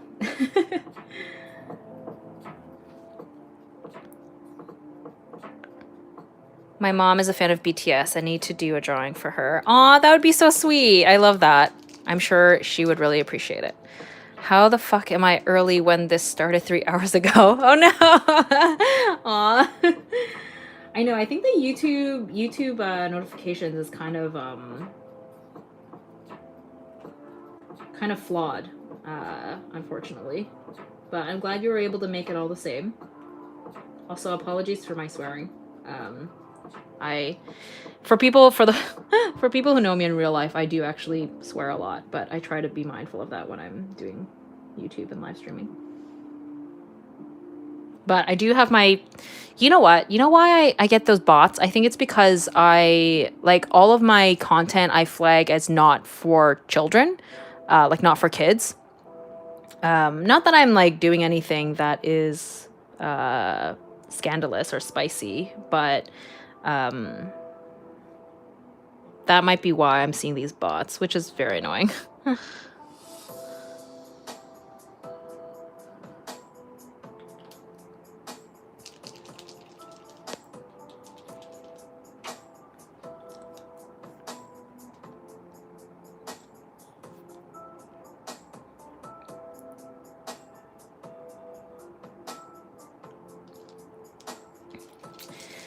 But I'm glad that whether or not you were late, I'm glad that you were able to join. Although I admit we are reaching kind of the end of the stream, because let's see, I usually aim to stream for about 3 hours, and we have hit the 3-hour mark. So, and we're like pretty close to being done this spread as well. So But I will finish these boys with you on stream.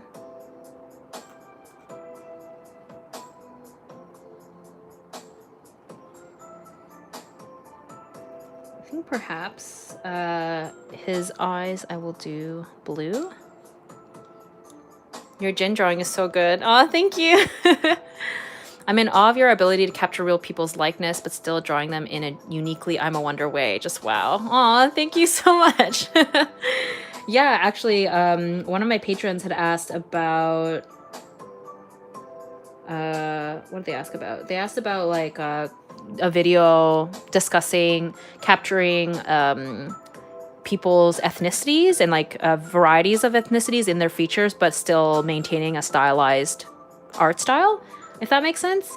So it's something that I like haven't really thought about making a video for, but I think is definitely something that would be worth exploring, because it is something that I do make a note of when I make my work, especially when I'm drawing people of color and drawing people, like real people, and I want to try and make sure that I get their likeness, because I think those two kind of coincide with each other. When you're paying attention to people's unique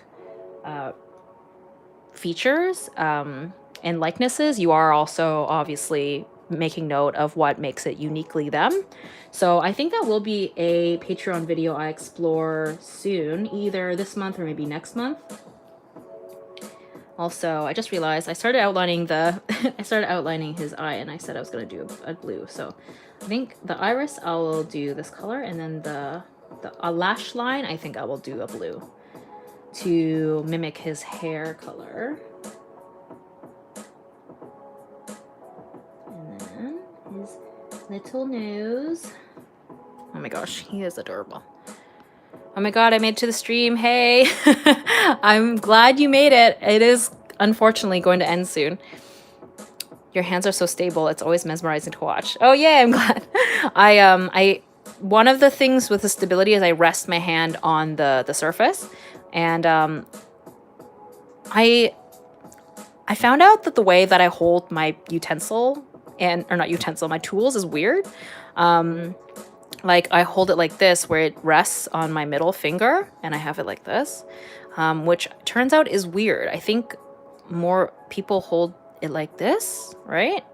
I don't know. But it does create like a bump, like a permanent bump on my finger because of the way I hold it. How do you find music to play in your live stream? I actually have it linked in the description. It's like right at the bottom. It's by Stream Beats. It's like a Spotify playlist by this guy who, he's like a streamer himself. And then he also makes music that is streamable. Because, yeah, you do run into copyright issues if you play copyrighted music in your live stream. So thankfully, so far with this particular live stream music playlist that I've been using for the past little while, I have had no issues, which I'm very glad about. So yeah, shout out to Stream Beats, who provide the music that I put in my streams. I hold pens the same way. Oh my god, yay. I'm glad. Do you use camera/phone for the live streams? Yes, I do. I use my phone. In one of my YouTube videos, what is it called? How I film my art videos, I think is what it's titled. It's pretty old now, but I show the live streaming setup that I have in that video, and it's the same. The same setup. It's like extremely bare bones. It's literally just my phone on a tripod next to me while I'm standing on my standing desk, and I look at the chat on my phone while I stream, which is I know a lot of people are like, can you watch how do you maintain keeping up with the chat? And so I do have to scroll back sometimes to like read kind of older messages, but yeah, unfortunately, it's that's just the setup I have right now, which mostly works for me. I have been in the process of, I mean, it's been a while since I've attempted, but I have been like trying to figure out OBS and stuff, but because I'm away from my computer slightly, it's a bit difficult to stream through with OBS. So I don't know. I'll figure it out eventually.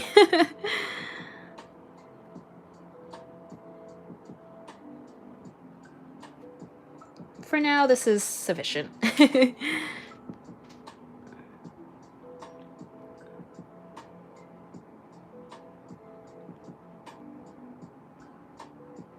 Do you use other brands beside Posca for the markers? Yep, I use Molotov as well, which I have linked in the description. I think it's something mostly artists do holding pencils like this. I think so, because I feel like I get more stability this way, having it like rest on my middle finger. I'm a lefty too. Oh yeah, cool. My friend's a lefty. Speaking of, in the past 2 years, I counted 6 completed sketchbooks, so yay. That's amazing. Good for you. I think in the past 2 years, I've completed like 2 sketchbooks, maybe, which were sketchbooks I had like started in like years ago. This setup is really good. You don't even have to change it. Oh, good. I'm glad. Thank you. How do you keep a perfect edge around your pages? I don't know if you can see it. Can you see it? Oh yeah, here. I draw it out with a ruler. And I measured 1/2 inch all the way around. So it's like pretty faint, but that's how I know where to line it up.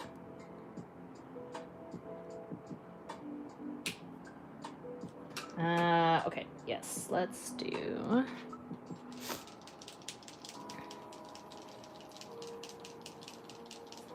I do get a bump on that finger and it hurts. Yeah, I am feeling a little bit of the pain, and I don't know if you can see the bump, but it's like, it's a permanent callus basically. Oh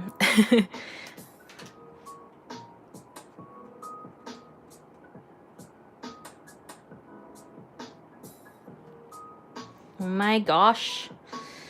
Oh, these little cutie patooties. I'm quite happy with how I'm like pretty happy with how they turned out. I think his eyebrows maybe a little bit high. Make it a little bit there.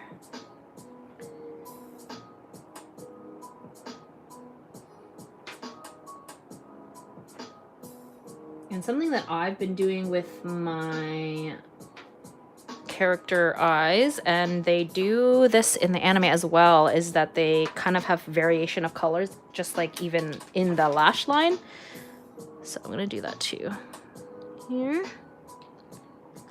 There's just something very captivating about it. And I will do that for this character too. I think I'll use pink here.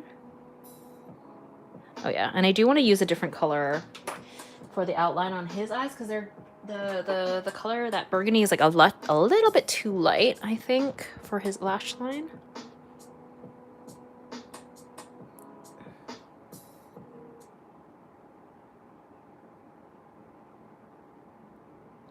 Are you drawing Sasaki and Miyano? I love that anime. Yes, that is them. That is correct. I'm glad that they're recognizable. Hee. I'm obsessed. I'm obsessed. I can't wait for the 2nd season, so that I can get more of my serotonin boost. Okay.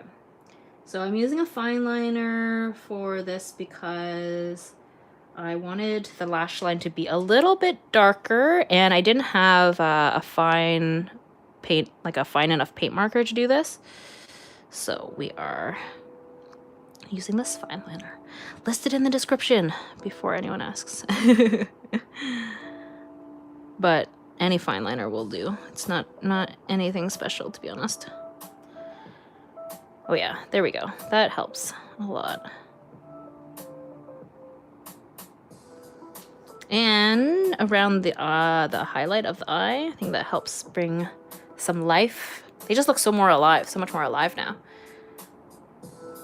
I decided that during the summer I would try and complete my sketchbook that I've had for 2 years, and now I'm 6 pages left. That's amazing! Congrats! I find it really difficult to complete sketchbooks, but I'm slowly getting there. My last sketchbook that I completed, it took many years, but I did it, and I feel accomplished. I'm gonna draw little eyelashes just because he is a pretty boy. Okay. Just a little bit, not too much. just a little bit. And I'm gonna draw some defined hairs on the eyebrows. Cool, very good, very good. And something that I've been really enjoying doing is the blue around the irises. So I'm gonna do that too with a fine liner.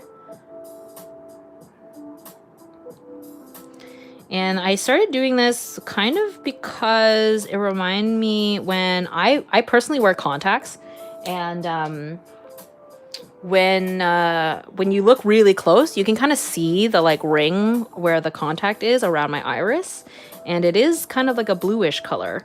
And I don't know, I just think it looks kind of cool. Not that every single character I draw is technically wearing contacts, but I don't know, it just creates like a fun extra little oomph.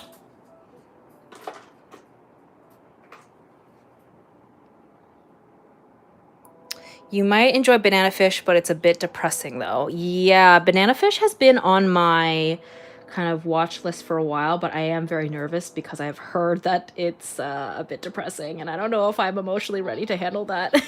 I watched Given a little while back, and I went into it not knowing anything except for the fact it was like a BL anime, and it destroyed me.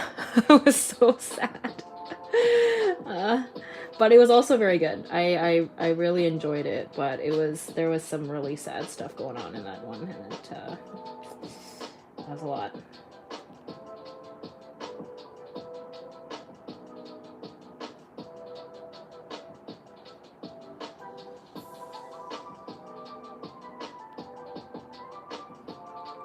Oh my gosh. Okay, and I'm gonna use the brown. It's very sad, like way worse than Given. Oh no, I can't deal with that. It broke me though. Oh my gosh. Oh my gosh, I can't. Sasaki, our pretty boy. Oh my god, yes. Okay. Oh my gosh, y'all. Given was still hopeful though. Yeah, that definitely helped. I watched Given a few months ago, and it still makes me sad thinking about it daily. Yes, that's how I feel. I don't think I could handle Banana Fish.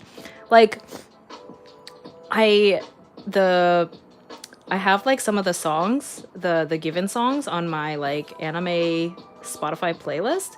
And sometimes it'll come on and it makes me sad. I'll be like, I'm sad grocery shopping right now. I just get so invested. Like, it sounds insane, but I just get like really invested. So that's why I haven't, even though I've heard about Banana Fish for probably years now, I don't know if I could handle it. I don't even know anything about it except for that like it's potentially BL. But yeah. No hope in Banana Fish. Oh my gosh, I can't handle that, y'all. I don't know if I can handle it. I haven't finished one either. I have this one book. It's like a make your own comic book thing, but I just sketch with graphite pencils, and I'm slowly making progress on it. Honestly, progress is better than nothing, so you should pat yourself on the back for that. Have you watched Extraordinary Attorney Woo? It's so wholesome. We were talking about that earlier, actually. I have not gone down the K-drama rabbit hole yet. I'm sure it's only a matter of time, given the fact that I, no pun intended, given the fact that I like K-pop. I think that it just sort of happens eventually, but I have not watched any K-dramas yet. We'll see if it happens though. Okay, one thing I gotta say, this playlist, while I do enjoy this copyright-free playlist, some of the music, like, songs are louder than others. It's kind of throwing me off, but, I mean, it's fine. My sister tried to get me to watch Banana Fish. I watched a few episodes, and I really just can't emotionally deal with it. It's a lot of baggage. Yeah, see, you guys are solidifying my reasons for avoiding this show. I cried for days after Banana Fish. I can't. That's how I started, and now I'm obsessed. Okay. You know what? I don't know if Banana Fish is in the cards for me. I don't know. I don't know if I can handle it. Oh man. Well, so I am not staying within the lines. Holy. Okay. That's fine. I will, I'll fix it later. Okay, this music is so loud. What the heck?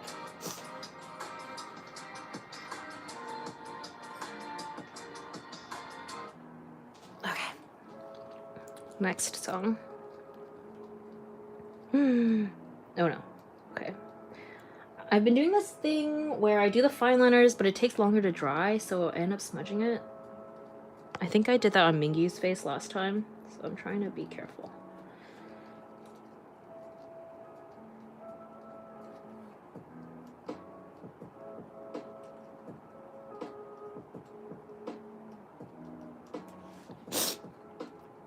No, Banana Fish is worth it though. I might have to go watch Banana Fish after this chat. Oh, okay. Maybe, okay. You know what I'll probably have to do, which is what I did when I watched Attack on Titan, which is obviously totally different. Like, Attack on Titan probably doesn't have the same emotional weight as Banana Fish does. But, again, just given the way that I am, I get emotionally attached to things. So, like, before watching Attack on Titan, I, like, had to, like, I had to read the spoilers to see who died. Because I was just like, okay, who am I allowed to get attached to?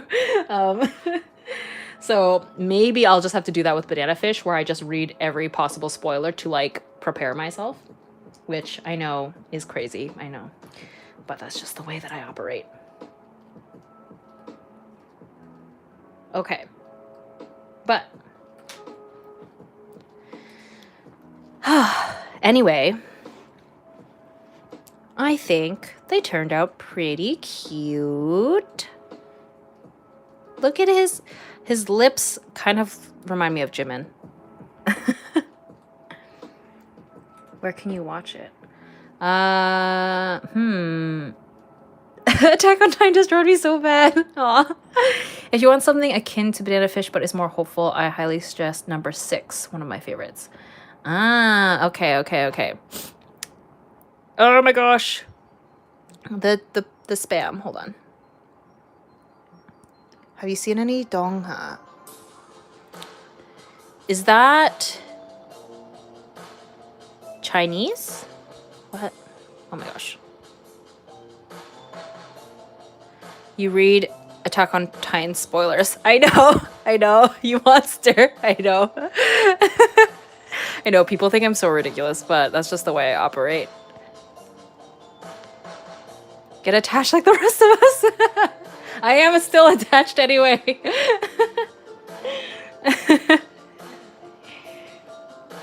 I'm meaning to watch number 6 for so long now. Okay. Is it on, do we know, is it on Crunchyroll? Number 6. If not, I can also check Netflix Japan.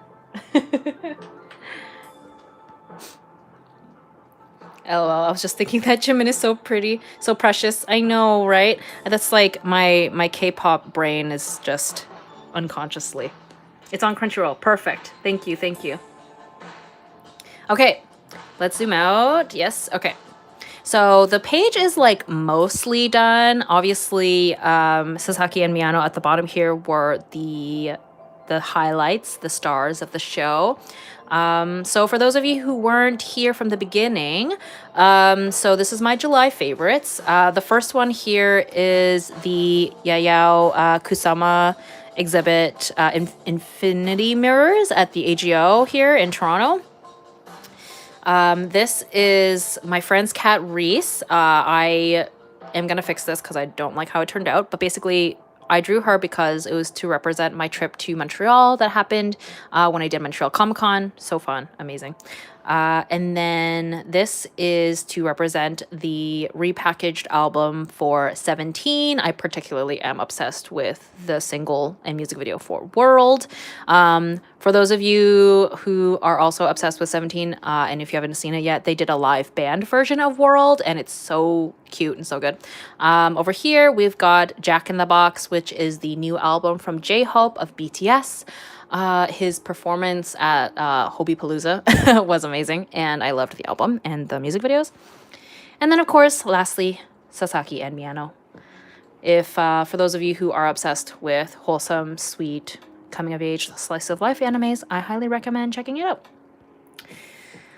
But yeah, that I'm so late, it's almost over. Yeah, it is. I'm sorry.